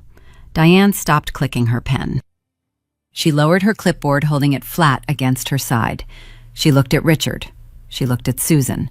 She glanced briefly at Ashley hiding in the dining room. The foyer went completely still. The hum of the air conditioning seemed to vanish. Diane let out a slow, measured breath. She adjusted her posture, standing tall and imposing in her charcoal suit. "There seems to be a fundamental misunderstanding regarding the nature of the purchasing entity," Diane stated. Her voice was clear, carrying perfectly through the quiet house. "Cypress Holdings is not a faceless investment firm, Mrs. Hamilton. It is not a massive corporation looking to flip distressed assets." Susan frowned. The confusion wrinkled her forehead. "I do not understand," she whispered. "The letter said it was a holding company." Diane shook her head. "The LLC designation was simply utilized to maintain privacy during the public auction process. Cypress Holdings is a single-member private entity. It is owned and operated by one individual." Richard stepped forward, his corporate mask slipping entirely. His face flushed a dull, anxious red. "Then give us the name of the owner," he demanded. "Give me a phone number. I am a successful businessman. I know how to negotiate with private investors." I will call him right now and make him an offer he cannot refuse." Diane looked at my father with an expression of profound clinical pity. "I cannot give you a phone number, Mr. Hamilton," Diane said, her tone dropping to a quiet, icy register, "because you do not need to call anyone. The owner is already here." The foyer plunged into a silence so deep and heavy it felt physical. Susan stopped breathing. Richard froze his hand, hovering inches from his chest pocket where he kept his cell phone. Ashley stepped out from the dining room archway, her designer sunglasses slipping down the bridge of her nose. The three of them stared at Diane, trying to process the impossible information. They looked out the front windows, expecting a second vehicle to pull into the driveway. They expected an aggressive male investor holding a briefcase to march up the front steps. They expected an external threat. The tension stretched until it was razor thin. The air in the foyer vibrated with unspoken terror. Diane did not look out the window. She did not look at the front door. She turned her body deliberately and slowly. She lifted her chin and directed her gaze straight up the heavy oak staircase. Susan followed Diane's gaze. Richard turned his head. Ashley looked up. The three predators who had spent 4 months trying to bleed me dry finally looked up and saw the trap. I stood on the 4th step, my hands resting casually on the handles of my packed suitcases. I looked down at the shocked, terrified faces of my family. I did not smile. I did not sneer. I simply reached into my back pocket and pulled out the heavy manila folder holding the gold-embossed county deed. The time for quiet endurance was over. The public execution was about to begin. I lifted the handles of my luggage. The heavy rubber wheels bumped against the edge of the top step. I descended slowly. Thump, thump, thump. The rhythmic sound echoed through the high ceiling of the foyer. It was the only sound in the entire house. Richard watched me walk toward him. His facial muscles twitched. The confident patriarch who had threatened to throw my belongings onto the lawn was gone. He looked like a man standing on train tracks, watching a locomotive speed toward him. His brain simply refused to process the visual information. He could not accept that the dependent failure he had bullied for 4 months was holding the instrument of his destruction. Susan stumbled backward. Her heel caught the edge of a woven rug. She grabbed the brass handle of the front door to keep her balance. The pristine helmet of hairspray seemed to lose its structural integrity. She stared at the manila folder in my hand as if it were a venomous snake. I reached the bottom of the staircase. I let go of my suitcases and walked across the polished wood. I stopped beside Diane. She did not offer me a fake smile or a warm congratulatory hug. She operated with the lethal professionalism I required for this exact moment. She turned her body slightly, aligning herself with me and presenting a united front against my family. Diane extended her leather clipboard. She held out the tortoiseshell pen. "The baseboards are clean," Diane stated. Her voice was crisp and projecting authority. "The fixtures remain intact. There is no visible vandalism or deferred damage beyond the initial assessment. Everything looks good, Ms. Hamilton. The inspection is complete and approved. The property is yours." I took the pen. I signed my name on the final line of the inspection report. The ink flowed smoothly over the paper. My signature sealed their fate. Richard lunged forward. His hands clawed the empty air between us. He was trying to grasp an illusion that had already evaporated. "This is a joke," he stammered. His voice cracked, pitching upward into a frantic squeak. "You do not have the capital for this. You are an entry-level analyst. David took your money in the divorce. We know you are broke. You have been searching for payday loans online. We saw the computer screen in your bedroom." I handed the clipboard back to Diane. I kept my posture relaxed, my voice never elevated above a calm, conversational volume. I did not need to shout to dominate the room. "You saw exactly what I wanted you to see," I replied. "I staged that browser history because I needed you complacent." I needed you to stop digging into my finances. I unclasped the manila folder. I pulled out the gold-embossed county deed. I held it up so the morning light illuminated the Pulaski County seal. I received $180,000 in liquid cash from my divorce settlement, I explained. The wire transfer cleared on the exact day you stormed into my room and demanded a $50,000 loan for a phantom roof repair. When you subsequently invited my abuser to a holiday cookout to use me as collateral for your bad business debts, I decided to stop playing the victim. Susan pressed both hands over her mouth. A muffled whimpering sound escaped her lips. She realized her entire strategy had backfired. Cypress Holdings is my private corporate shield, I continued. I logged into the county tax portal from the deflating air mattress upstairs. I watched you leave for work, Dad, while I bid $145,000 in cash to clear your defaults. I took a step closer to my father. He shrank back. You charged me $2,000 a month to live in a house you did not even own anymore, I said. The words fell like heavy stones. I paid my extortion fee to maintain my legal residency so I could stand here today. Now I am the landlord. The silence shattered. It did not break with a scream or an outburst of rage. It broke with a desperate, highly calculated pivot from the golden child. Ashley pushed her designer sunglasses onto the top of her blonde hair. She pasted a bright, dazzling smile onto her face. She marched out from the shadows of the dining room and stepped into the center of the foyer. She actually believed her charm offensive could erase months of cruelty. She thought her status as the favorite daughter would grant her immunity from the fallout. Wow, Emma, Ashley chirped. Her tone dripped with toxic, artificial sweetness. This is actually incredible news. You bought the house. That means we do not have to move anything. We can keep the family estate right here in the family. She reached out to grab my arm. I stepped back, letting her hand grasp empty air. Ashley kept smiling, but her eyes were cold and calculating. Chad and I can even help you decorate, she offered. We can use the property for hosting events. This is a significant victory for all of us. She was already planning to use my asset to save her own failing social image. She wanted to sponge off my victory the same way she had sponged off our parents for decades. I looked at my older sister. I looked at the woman who had coldly refused to loan our parents a single dollar to save them from the street when they called her at the country club. There is no we, I said.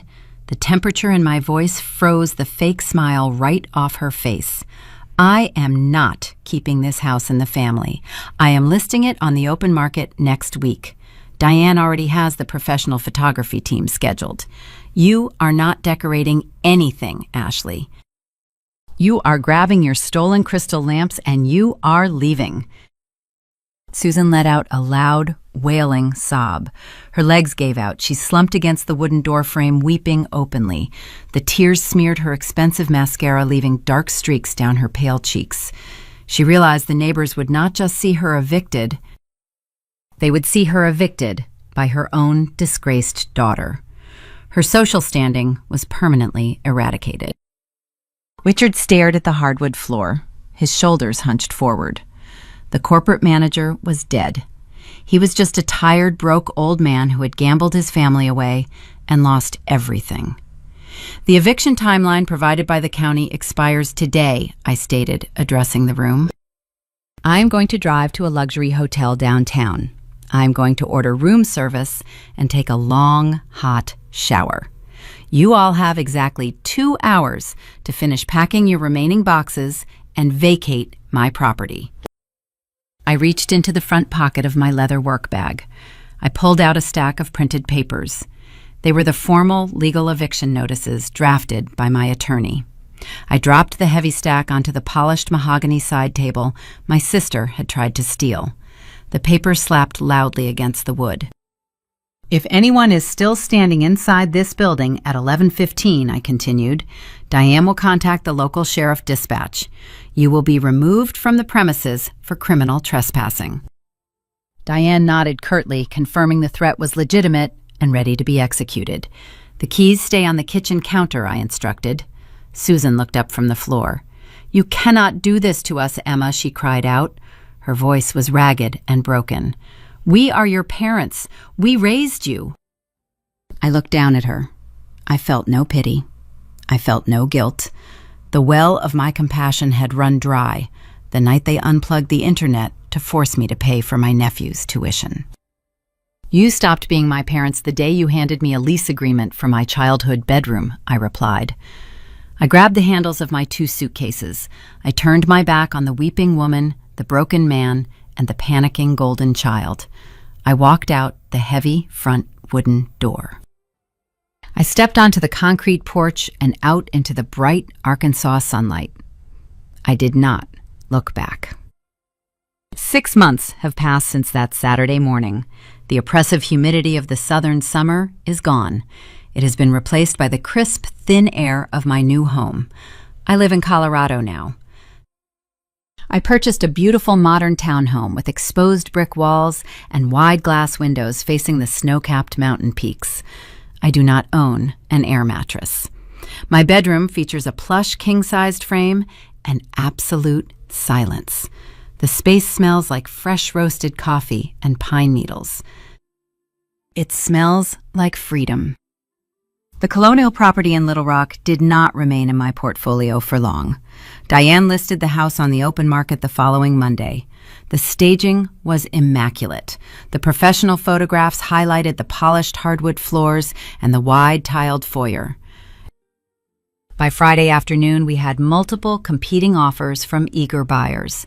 The property closed 30 days later. After settling the auction purchase price and deducting the closing costs, I netted a clear profit of $60,000. That money joined my original settlement funds, serving as the down payment for my new life.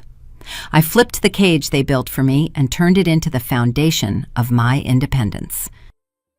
Information trickled back to me through legal channels and mutual acquaintances over the following months. My parents did not find a luxury rental to replace their lost kingdom. They were forced into a cramped 2-bedroom apartment on the industrial side of the city. The walls are paper thin. The floors are cheap laminate that buckles under heavy footsteps. The hallways smell of boiled cabbage and old carpet. They have noisy neighbors who play loud music late into the night. They tried to ask Ashley to co-sign a lease for a nicer unit in a gated community. The golden child flatly refused. She claimed a hard credit inquiry would jeopardize Chad's upcoming business ventures. My parents were left to fend for themselves with ruined credit scores and zero liquid capital. They had to sell most of their belongings, including the mahogany side table and the crystal lamps, to afford the security deposit on the cheap apartment. Susan's social demise was swift and brutal. She lost her country club membership by early November. Without the sprawling colonial home to host her neighborhood luncheons and charity committee meetings, her social standing simply evaporated. The wealthy widows she used to gossip with stopped returning her phone calls. She became a cautionary tale whispered about over expensive cocktails. She was the woman who sacrificed her own flesh and blood to maintain an illusion, only to end up with nothing. Richard fared no better. He officially shuttered his logistics company in January. The business was too far gone to salvage. He took a job managing a warehouse inventory floor, working the night shift for a supervisor half his age, just to cover their basic utility bills. The patriarch who demanded respect and obedience was reduced to scanning barcodes under fluorescent lights. The Golden couple experienced their own spectacular collapse. The financial house of cards Chad and Ashley built finally crumbled under its own weight. In early December, a tow truck arrived at their farmhouse in broad daylight. The driver repossessed the gleaming white luxury vehicle Ashley used to parade around town. 2 weeks later, public records indicated they had filed for Chapter 7 bankruptcy. The private school tuition they demanded I pay vanished entirely. My nephews were enrolled in the local public school system. Ashley stopped posting curated photos of her perfect life on social media.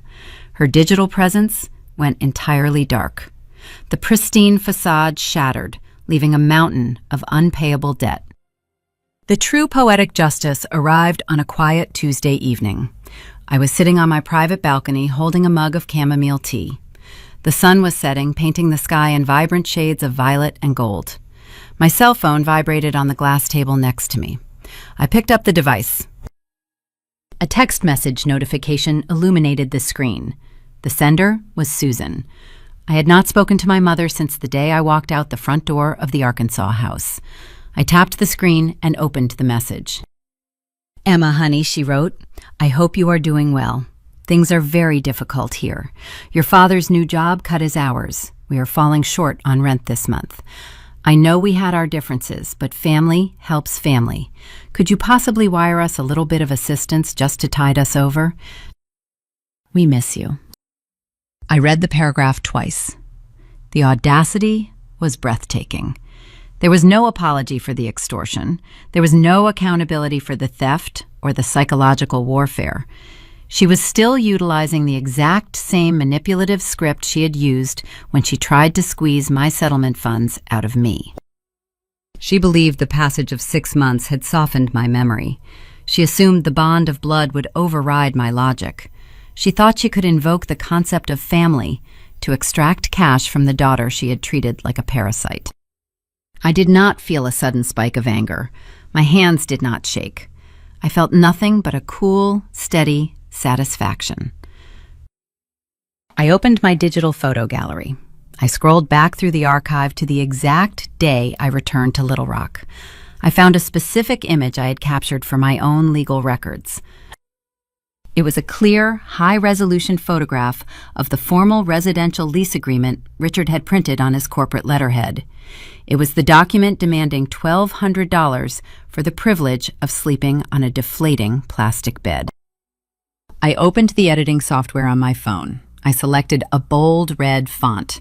I typed 3 words across the center of the lease agreement: "Paid in full." I attached the edited image to the text thread.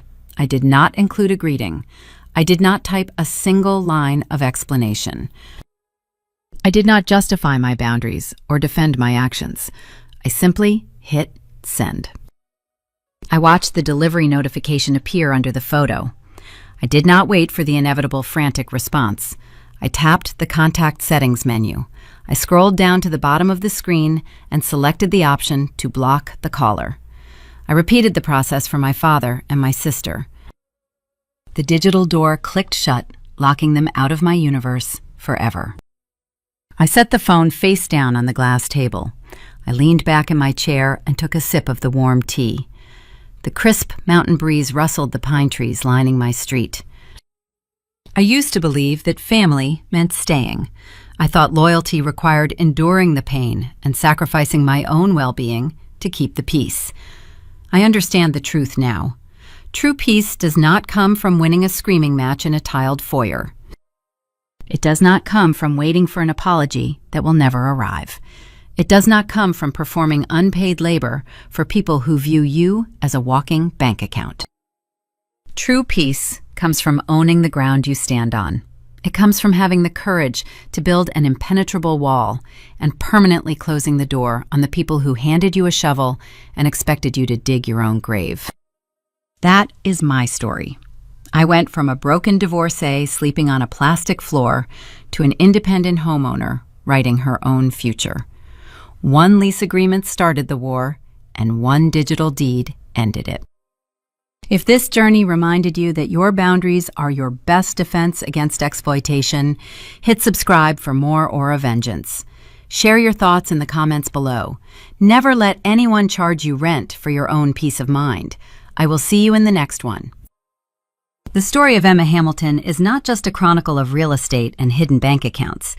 It is a profound mirror held up to the darkest corners of the traditional American household. When the dust settles and the moving boxes are unpacked, we are left to examine the wreckage of a family that lost its way long before the county tax assessor ever mailed a foreclosure notice. We are forced to ask ourselves how a mother and a father can look at their own flesh and blood and see nothing but a ledger waiting to be balanced. In American culture, we place a high premium on independence and financial responsibility. We are taught to value hard work. We are told that pulling our own weight is the hallmark of adulthood. But the tragedy of the Hamilton family reveals the fatal danger of allowing the cold, transactional logic of capitalism to bleed into the living room. Parenting is not a corporate endeavor. A home is not a business. When Richard pulled out a yellow legal pad to draft an IOU for a 10-year-old child's bicycle, he did not teach his daughter the value of $1. He taught her that his love was conditional. He established a baseline of emotional bankruptcy that would dictate their relationship for the next 2 decades. True family responsibility requires emotional awareness. It demands that parents recognize the difference between guiding a child toward independence and exploiting them for personal gain. We see the devastating results of unequal parenting in the stark contrast between Emma and her sister Ashley. Fairness is a cornerstone of raising resilient children, but fairness does not mean keeping a strict tally of who owes what.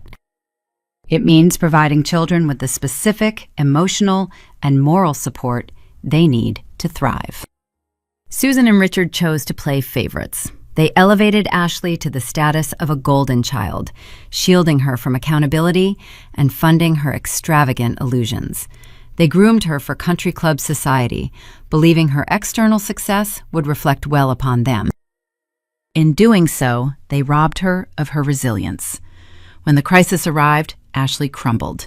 She abandoned the parents who had given her everything because she had never been taught the value of loyalty or genuine connection. She had only been taught the value of appearances. On the other end of the spectrum, Emma was treated as the scapegoat. She was the beast of burden expected to carry the weight of the family's secrets without ever sharing in the rewards. The parents demanded her loyalty while denying her basic compassion. They expected her to fund their lifestyle while forcing her to sleep on deflating plastic. By stripping away her emotional safety net, they inadvertently forged a brilliant, ruthless strategist. They created the very instrument of their own destruction. This dynamic exposes a severe flaw in how some traditional families define success. There is an overwhelming pressure to maintain the suburban illusion. We see it in the manicured lawns, the luxury vehicles, and the forced smiles at neighborhood barbecues. Susan hid her bright pink pre-foreclosure notices beneath glossy fashion magazines because the truth was too painful to bear. She preferred the comfort of a lie over the humiliation of asking for help. Honesty is the bedrock of long-term guidance for children. When parents conceal their failures and project a false image of perfection, they teach their children that vulnerability is a sin. They teach them that maintaining the facade is more important than solving the actual problem. If Richard and Susan had sat Emma down on her first night back and honestly confessed their financial ruin, the story might have ended differently. A genuine plea for help, rooted in humility and emotional truth, might have fostered a real family alliance. Instead, they chose deception. They chose extortion. They chose to charge their grieving daughter $2,000 a month to fund a phantom kitchen remodel. Raising children requires a parent to step outside their own ego. It requires the humility to say, "I made a mistake," or "I do not know what to do." Emotional awareness is the ability to look at a daughter who just survived a brutal divorce and recognize her need for a safe harbor. It is the wisdom to know that charging rent for a childhood bedroom does not build character. It only builds high walls. The Hamilton story resonates because it taps into a silent fear many of us harbor. We wonder if the people who claim to love us are truly in our corner, or if they are simply waiting to collect their dues. We wonder if our relationships are built on authentic connection or silent obligations. If this reflection struck a chord with you or made you look at your own family dynamics through a new lens, I encourage you to hit subscribe and follow the channel Aura Vengeance. We specialize in bringing these hidden realities to light, exploring the complex spaces where family loyalty meets personal survival. Join our community to hear more stories that challenge the way we view the people closest to us. As you turn off your screen today, take a moment to look around your own home. Look at the photographs on the mantle and the furniture in the corners. Think about the conversations that happen in your kitchen and the silences that stretch across your dining table. Are the bonds holding your walls together forged in honesty and unconditional support? Or are they held together by unwritten contracts and hidden expectations? We all want to believe our foundations are solid. We all want to believe the people we share our blood with will stand by us when the storms arrive. But sometimes the quietest houses hide the deepest fractures. And sometimes you do not realize you have been paying rent on your own heart until it is far too late to ask for a refund.